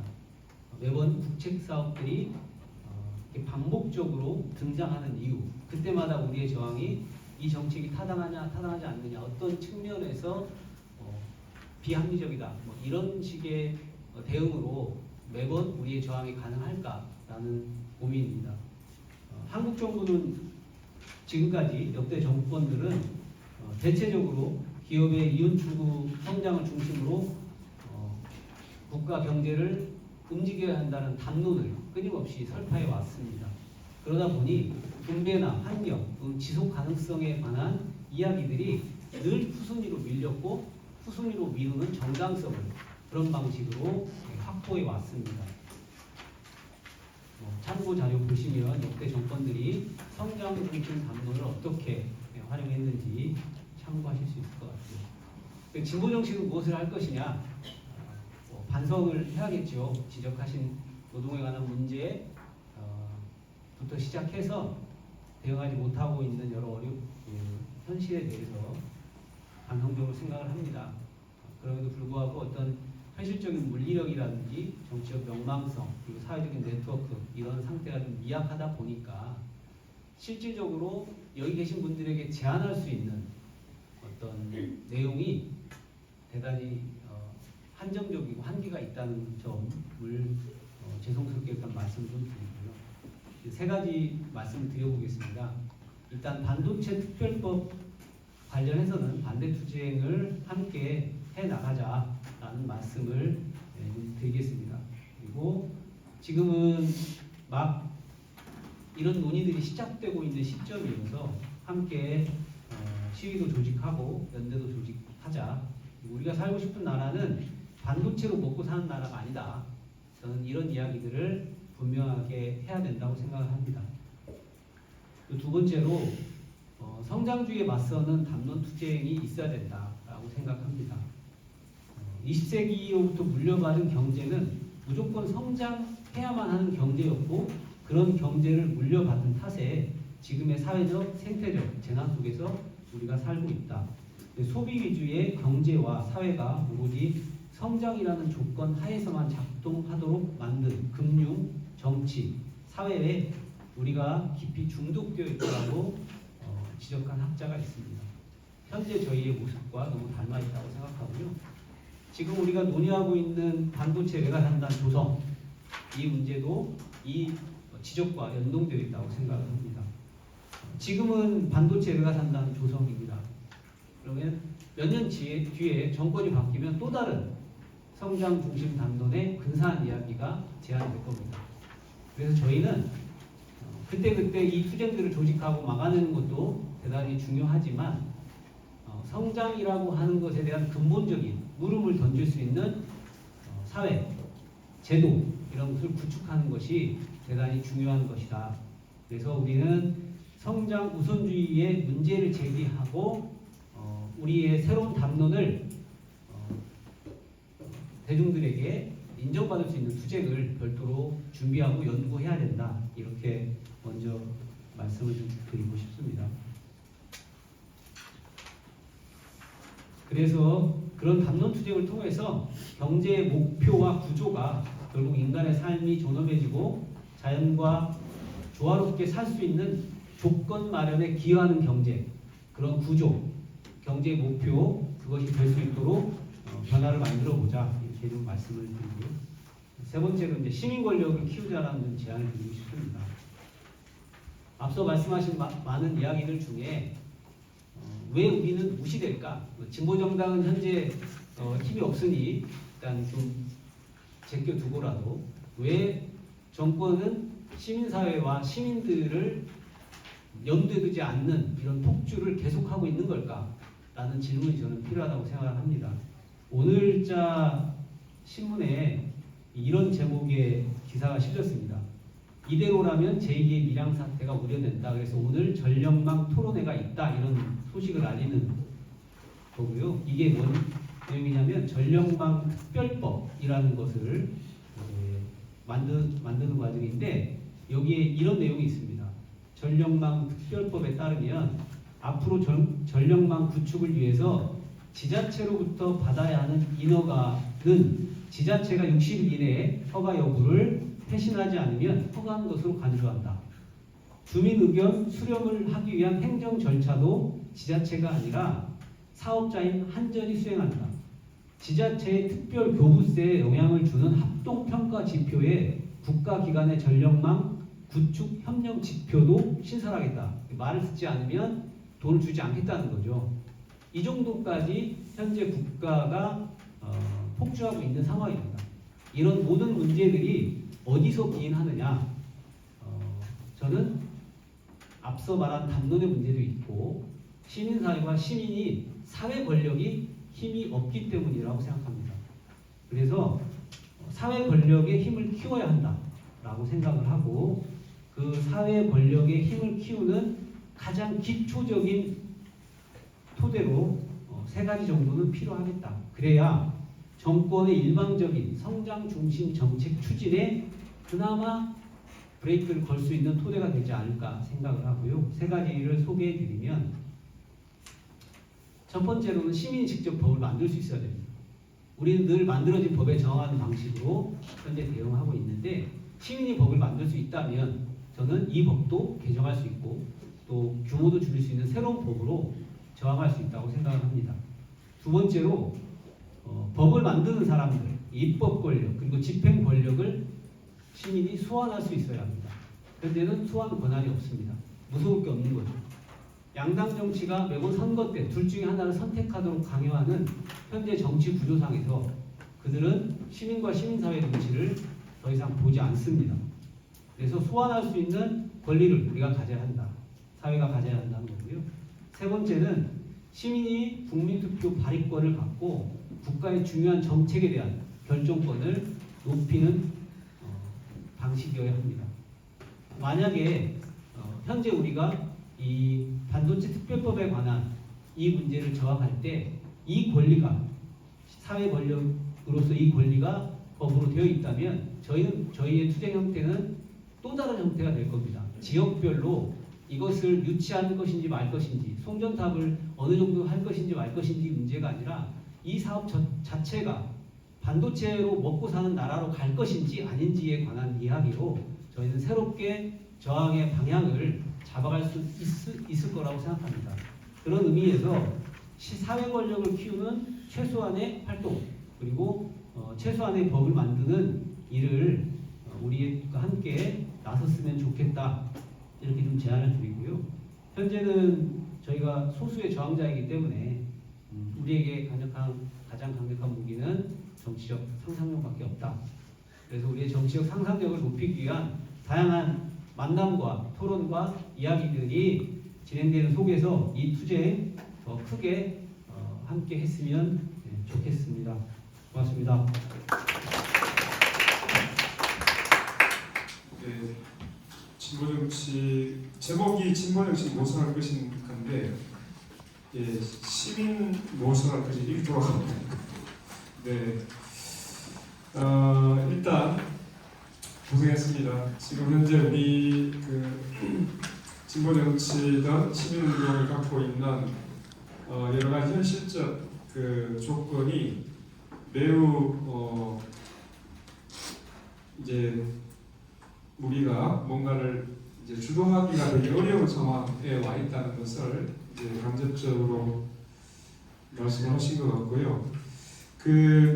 이 승전 담론에 대해서 이제 우리가 맞설 수 있는 승전 담론이 필요하다라는 이야기를 하셨는데, 예, 동의가 됩니다. 그런데 제가 이번에 이제 대선에 주로 이제 분배 불평등 문제 가지고 이야기를 했더니 많은 사람들이 저한테 질문했어요. 분배만 가지고 이게 뭔가 생겨나는 게 있어야 되지 않나? 이런 질문을 하여튼 엄청나게 많이 했던 것 같고, 그래서 적어도 이 분배에 대한 설득력을 가지기 위해서 적어도 우리 나름의 산업 정책이 뭐냐라는 것을 매우 구체적으로 가질 필요가 있겠다는 생각을 가지게 됐던 경험이었습니다.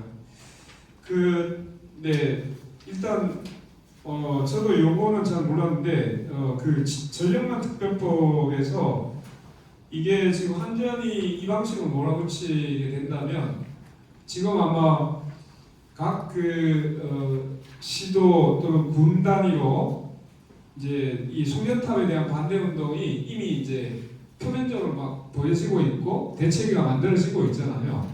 그러다 보니까 이제 오히려 지자체를 패싱할 수 있는 이런 이제 방식의 독을 추진하고 있는 것으로 보여서 요거는 다시 좀 이걸 사회적인 화제 의제로 던져야 될 문제 아닌가라는 생각이 좀 있는데 되게 중요한 지적을 해주신 것 같아요. 네. 그래서 오늘 여기까지 이제 준비된 지적 토론까지를 마쳤습니다. 제가 5시까지 약속을 했는데 1분 딱 지나가서 여기까지 됐는데 그래서 제가 양해를 구하고 오늘 아마 전체적인 이야기 들으시면서 여러 생각들이 있을 거로 생각합니다. 그래서 우선 이제 우리 청중석에 계시는 분들이 그래도 나는 이건 꼭 이야기를 해야 돼, 꼭 질문을 해야 되겠어라고 하시는 분 지금 손을 들어주시기 바랍니다. 네, 총량을 저도 계산해 보겠습니다. 네, 없으시면 없군요. 안 하셔도 되죠. 다시 묻습니다. 후회 안 하실 거죠? 네, 좋습니다. 그러면 지금 이제 앞서서 여러 가지 이야기가 된 것 중에 아마 질문이 나왔던 게 두 번째 발제와 관련해서 이제 매우 기술적인 문제와 관련되어 있는 질문들이 좀 나올 법한 것 같았어요. 그래서 그게 이제 아까 손호진 우리 부대표님께서 이야기하신 게 있는데 그 부분에서 먼저 한번 답변을 하고 더 얘기를 하도록 하겠습니다. 네, 하시죠.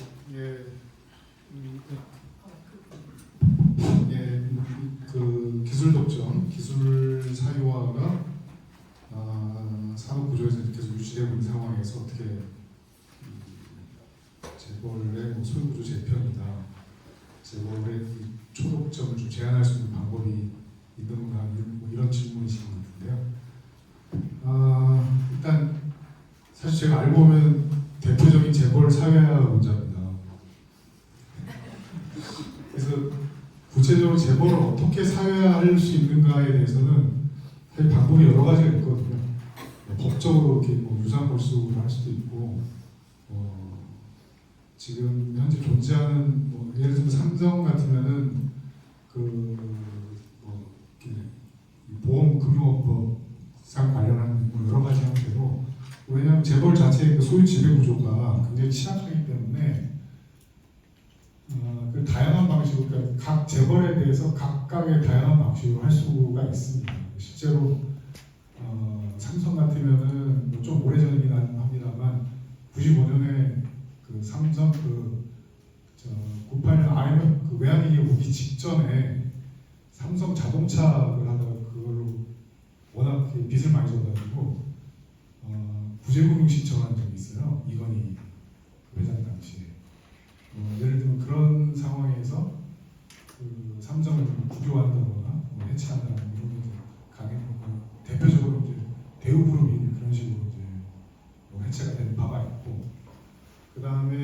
2000년대 그 현대자동차 현대그룹에서 그 구제금을 신청을 했습니다. 그래서 그 정주영 회장 이제 이렇게 사망하고 뭐 이렇게 형제난 일어나고 그룹 쪼개지고 뭐 난리를 치면서 그 와중에 뭐 몇몇 개 이제 회사가 부결됐죠.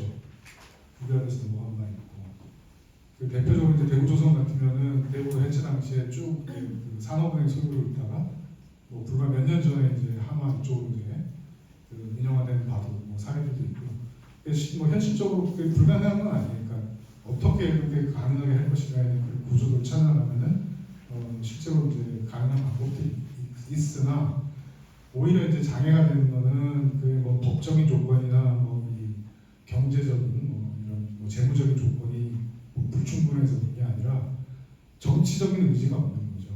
역대 어느 정권도 뭐 재벌을 사회하겠다라는 것까지 이제 나온 것이 아니고 오히려 이제 뭐 위기 상태나 그런 데서 재벌을 어떻게 지원해주고 뭐 더 이렇게 재벌 구조를 오히려 더 강화할 수 있게끔 하는 식으로 이제 뭐 지주회사법이나 이런 것들을 계속 바꿔왔기 때문에 뭐 그들의 위기를 탈출해주는 방식으로 서로 이제 정책으로 공존해오는 이 방식이 오히려 문제였다.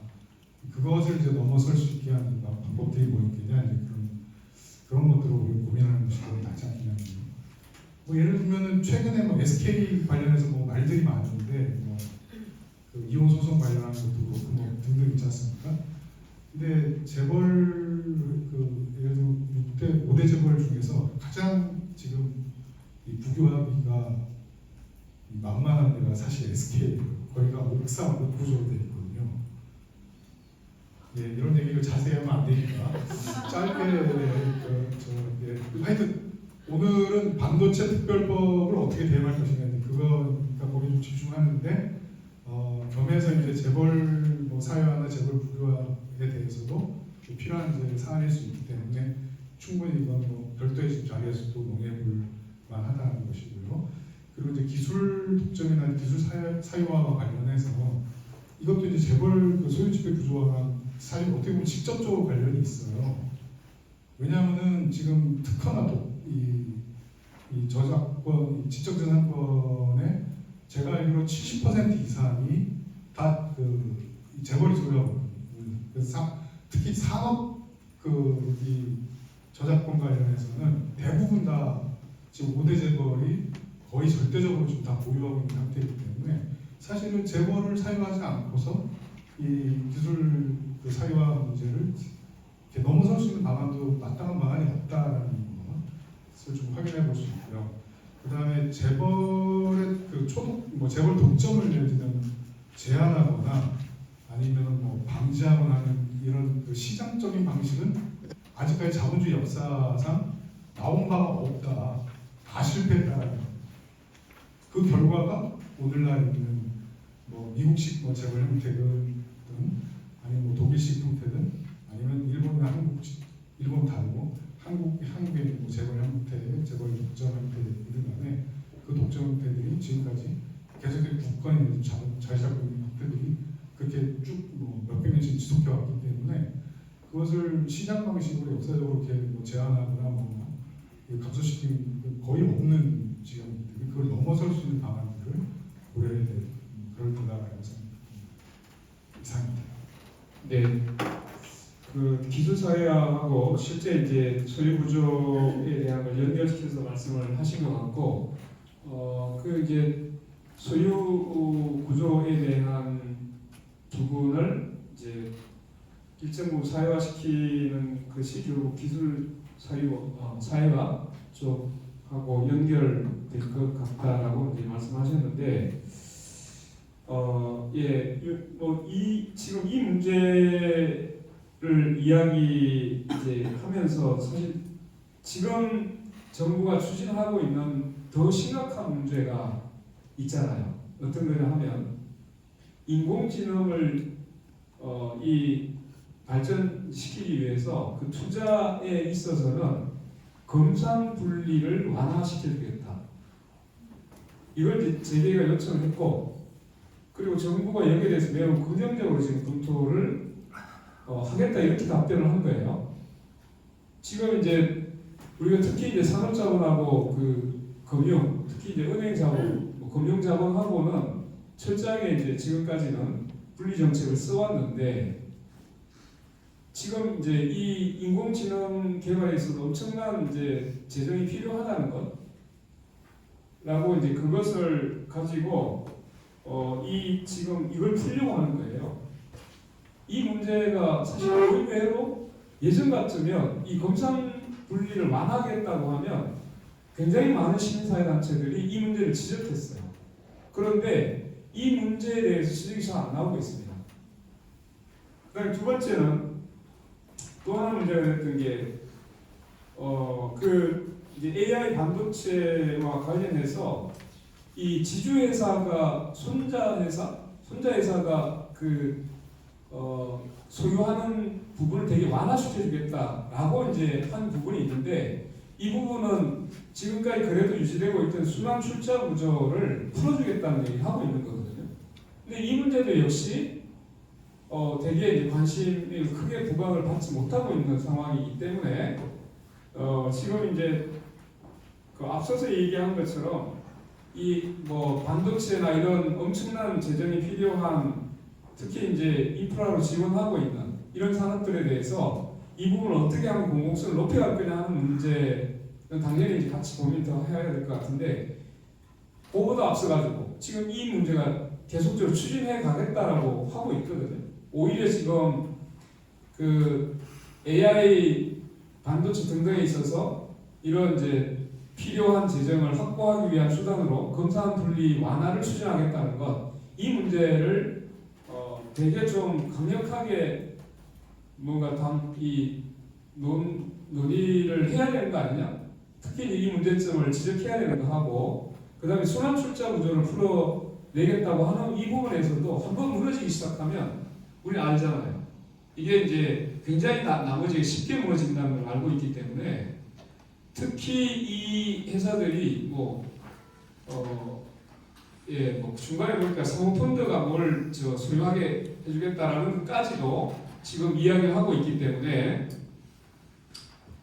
여기까지 좀 같이 포함해서 우리가 더 경계심을 가져야 되는 것 아닌가라는 생각을 가지게 됩니다. 자, 그러면 오늘 여기까지 마무리하면서 이제 각 1분 정도의 시간을 드리겠습니다. 못하신 말씀 정리를 해주시면 되겠습니다. 그러면 가장 왼쪽에 오른쪽이라 해야 되나요? 우리 손호진 부대표님부터 마무리 발언 부탁드리겠습니다.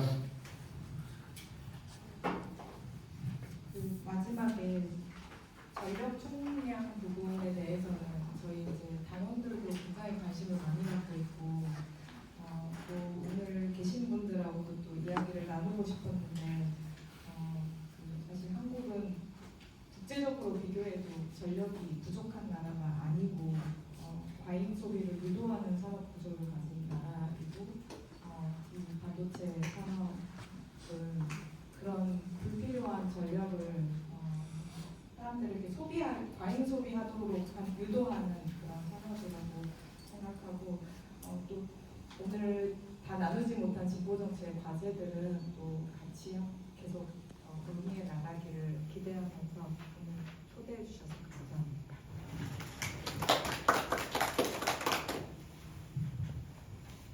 오늘 들려주신 진보 정치의 책임, 역할에 대해서 깊이 새기고 당에 가서도 함께 공유할 수 있도록 하겠습니다. 여러 미진한 부분이 있고 우리에게 필요한 게 너무 많은데요.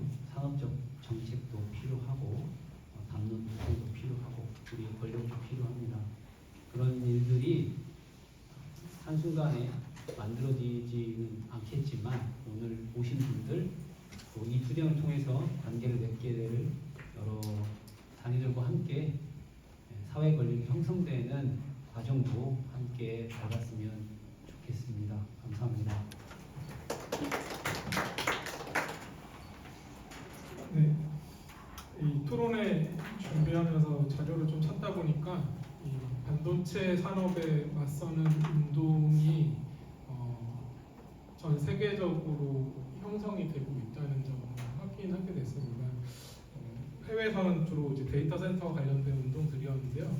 아일랜드라든지 미국이나 캐나다에서 데이터 센터 반대 운동들이 매우 확장되고 있고 활성화되고 있는데요. 그때 내거는 주요 구호가 데이터 센터는 에너지 뱀파이어다라는 이제 구호였는데 그것을 응용해 본다면 반도체와 AI 데이터 센터는 에너지 물 노동자의 뱀파이어다라고 할 수 있을 것 같습니다. 저희 운동을 좀 확장하고 더 통합적으로 하면서 같이 힘을 내보면 좋겠습니다. 감사합니다. 네, 이번 이렇게 유기반도체 산업 같은 큰 문제를 우리가 대응하기 위해서는 폭넓은 연대가 필요하다고 생각합니다. 많은 시민단체들, 환경단체도 함께하고 있고요. 그다음에 성전선로 이슈 때문에 아마 충남, 전남, 뭐 전부 다 이렇게 모든 이슈들 같이 맞물려서 연대 활동을 앞으로 해야 할 텐데요. 얘기 듣다 보면 여러분 좀 속 터지는 얘기 많이 들을 겁니다. 저도 연대도 보면 속 터지는 얘기 많이 있거든요. 받을 수 없는 얘기 많이 하는데요. 근데 그렇다고 해서 우리가 연대를 안 하면 안 돼요. 어떻게든지 함께 연대할 수 있는 길 찾고 우리가 공통점이 무엇인가 찾고 그러면서 이 문제를 해결해야 뭔가 이렇게 해결할 수 있는 단초가 생기지. 그리고 서로 듣고 싶지 않다, 뭐 이렇게 동의하지 않는다 이런 이유로 배척했다가는 이 운동하기 어려울 겁니다. 우리가 좀 더 큰 틀에서 이 문제를 정말 해결하고 극복하기 위해서 함께 마음을 모으고 연대하셨으면 좋겠습니다. 고맙습니다. 네. 아까 시위를 하자 이런 게 되게 인상 깊게 저는 남았는데요. 아마 저기 사회 보시는 대표님이 정리를 해주셨을지도 모르겠는데 제가 먼저 말씀을 드리면 이제 반도체 특별법이 통과가 초읽기에 들어갔다는 내용이 이제 언론을 통해서 나오고 있고 빠르게는 지금 27일 날 27일이 다음 주인가요? 네, 그렇죠. 그래서 목요일인가 그런 것 같은데 27일 날 본회의 통과를 할 수도 있다 이런 얘기를 하고 있어서 이제 반도체 특별법 이 저지 공동행동에서 작지만 저희가 이제 많이 모으지는 못하겠지만 11월 25일 날 국회 앞에서 저녁에 7시에 집회를 해보자. 저희가 맨날 기자회견이나 토론회 방식으로 했는데 좀 실제 우리가 이거를 당장엔 막을지 못해도 우리가 힘이 없지 않다는 걸 좀 확인하는 자리가 되었으면 좋겠습니다. 그래서 11월 25일 저녁 7시에 다음 주 화요일 날 저녁 7시에 국회 앞에서 가능한 분들 좀 모였으면 좋겠고 소문도 좀 많이 냈으면 좋겠습니다. 아마 내일부터 좀 일정도 좀 돌리고 할 텐데요. 네, 많이 좀 모였으면 좋겠습니다. 이상입니다. 반도체 특별법은 저지 반드시 시켜야죠. 문제의식이 그래도 많이 확산이 좀 된 것 같아서 기쁘고요. 그리고 저는 뭐 이게 그냥 단지 어떤 반도체 산업에 국한된 문제라기보다는 앞서 말씀하셨듯이 현 정부의 어떤 이 경제 정책 방향이나 기조와 관리를 좀 이루는 것이거든요. 앞서 이제 성장주의에 대한 비판 말씀하셨지만 그 전에 이제 개발주의를 이렇게 좀 도구도되기도 하고 그리고 그게 이제 직접적으로는 사실 그 재벌을 위한 이런 이제 산업 지원이고 그런 경제 지원이기 때문에 결국 투쟁 자체가 반재벌 투쟁 또는 재벌에 대한 사회화 투쟁 이거하고도 좀 결합될 필요가 있지 않겠나라는 생각들을 직접적으로 합니다. 네, 그렇게 좀 확산됐으면 바랍니다. 네. 송원준 부대표님 혹시 헬기 조종사가 저는 아니었어요. 여자라고 하시는데 제가 물 발제를 좀 많이 해서 고통받으실 것 같아서 좀 죄송합니다. 토론자 분들이나 발제자 분들이나 여기 계신 분들한테 하고 싶은 얘기가 굉장히 많은데 사실 그러니까 한 분 한 분한테도 하고 싶은 얘기가 많은데 그런 얘기를 다 하긴 어려울 것 같아서 이제 발제자로서가 아니라 진보정당에서 오랫동안 활동해온 사람으로서 마지막 이야기 한 가지 이야기를 좀 드리고 싶어요. 제가 이제 관악구에 사는데 지금 정의당의 기획실장이신 분이 관악구 의원일 때 이런 일이 있었어요. 재개발을 하는데 봉천 11-1구역이라는 속곡에 있는 쪽에 재개발을 하는데 진보정당 구의원들은 그때 정의당의 의원이 2분 계셨는데, 그때 정의당이 아니었죠. 어쨌든 그 의원이 2분 계셨는데 반대를 했습니다. 세입자들은 당연히 반대를 했고 세입자들하고 진보정당에서는 반대 운동을 열심히 했어요. 근데 그때 이제 집주인들한테는 엄청나게 욕을 먹었죠. 뭔데 반대하냐. 근데 이제 임기가 끝났어요. 2014년에 지방선거가 있으면서 임기가 끝났고 진보정당 구의원 2분은 재선거 3선에 실패해서 관악구 의회에 굉장히 오랜만에 진보정당 의원이 없는 상태가 됐고 재개발이 완료가 됐습니다. 그러니까 건설이 끝났어요. 근데 그 갑자기 반대한다고 엄청나게 욕했던 집주인분들이 이 진보정당 의원 전 의원들을 찾아왔어요. 입주할 때가 되니까 자기들이 생각했던 장밋빛 미래가 아니었던 거죠. 돈을 너무 많이 내야 되고 자기들이 이익을 얻는 게 아니라 그 이익은 건설사들이 다 가져간다는 걸 이제 지나고 나서 알게 된 거고, 이제 와서 힘도 없는 전 구의원들한테 자기네 뭔가를 좀 하려고 하는데 도와달라고 이러면서 찾아왔던 거죠. 이제 저는 그걸 옆에서 봤는데 되게 많은 이런 뭐 환경 이슈들도 그렇고 되게 많은 사업들이 이와 같은 일이 계속 반복이 되는 거예요. 진보 정당들이 했던 얘기가 그러니까 맞는 얘기였고, 세만금 사업이나 세대강 사업은 다 굉장히 문제적인 사업이었고, 거기서 이익을 얻어가는 사람들은 단위는 따로 있고, 결국 주민들은 피해만 있고, 이런 일들이 계속 반복이 되는데, 저는 왜 우리가, 그러니까 진보정당은 그 사람들을 설득시키지 못하는가에 대한 고민을 좀 많이 했던 것 같아요. 사실 그들이 가지고 있는 욕망이 눈을 가린 건 맞는데, 사람들이 욕망을 가지고 있는 것을 우리가 탓하면서 정치를 할 수는 없는 거니까. 그러니까 그러면서 이제 되게 진보정당이 어떻게 해야 될 것인가 되게 고민을 더 많이 했던 것 같고, 그러니까 그런 데 있어서 좀 더 우리가 구체적인 자료나 이런 걸 가지고 사람들이 더 열심히 설득하는 과정들, 그래서 그러니까 결국은 이제 우리끼리 이게 옳다라는 얘기가 아니라 좀 더 많은 사람들에게 이게 옳다라는 것을 설득하는 것 말고는 답이 없구나라는 생각을 계속 했던 것 같아요. 근데 그게 말처럼 쉽지 않은 일이긴 한데, 그런 입장에서 사실 이 반도체 산단과 관련해서 아까 유종준 소장님 얘기하신 것처럼 지금 생각이 다른 사람들에게 자료도 보여주고 더 많은 얘기들 하면서, 그러니까 지금은 사실 반도체 산단 반대한다 그러면은 지금 대세가 그런데 말이 돼? 미친 거 아니야? 약간 이런 소리를 들을 수도 있지만, 이게 왜 이렇게 문제가 많은지를 좀 더 열심히 설득하고 그래야겠다는 생각을 하는 자리였던 것 같고요. 그런 과정에서 저도 제가 할 수 있는 일이 있으면 앞으로 더 많은 자리에서 뵈면서 같이 열심히 하겠습니다. 감사합니다. 이제 마쳐야 될 시간인 것 같은데요. 저도 마무리를 어떻게 하면 좋을까 좀 고민을 하고 있는데, 오늘 이제 이 발제와 토론을 듣다 보니까 여러 문제를 다 제쳐두고라도 실제로 이 반도체 또는 지금 하고 있는 첨단 산업이라는 것, 데이터 센터라든가 이런 것들이 엄청난 에너지와 엄청난 비용이 들어가는 것이구나. 달리 얘기하면 이재명 정부가 엄청난 비용이 들어가는 산업을 성장의 중심에 두고 있다.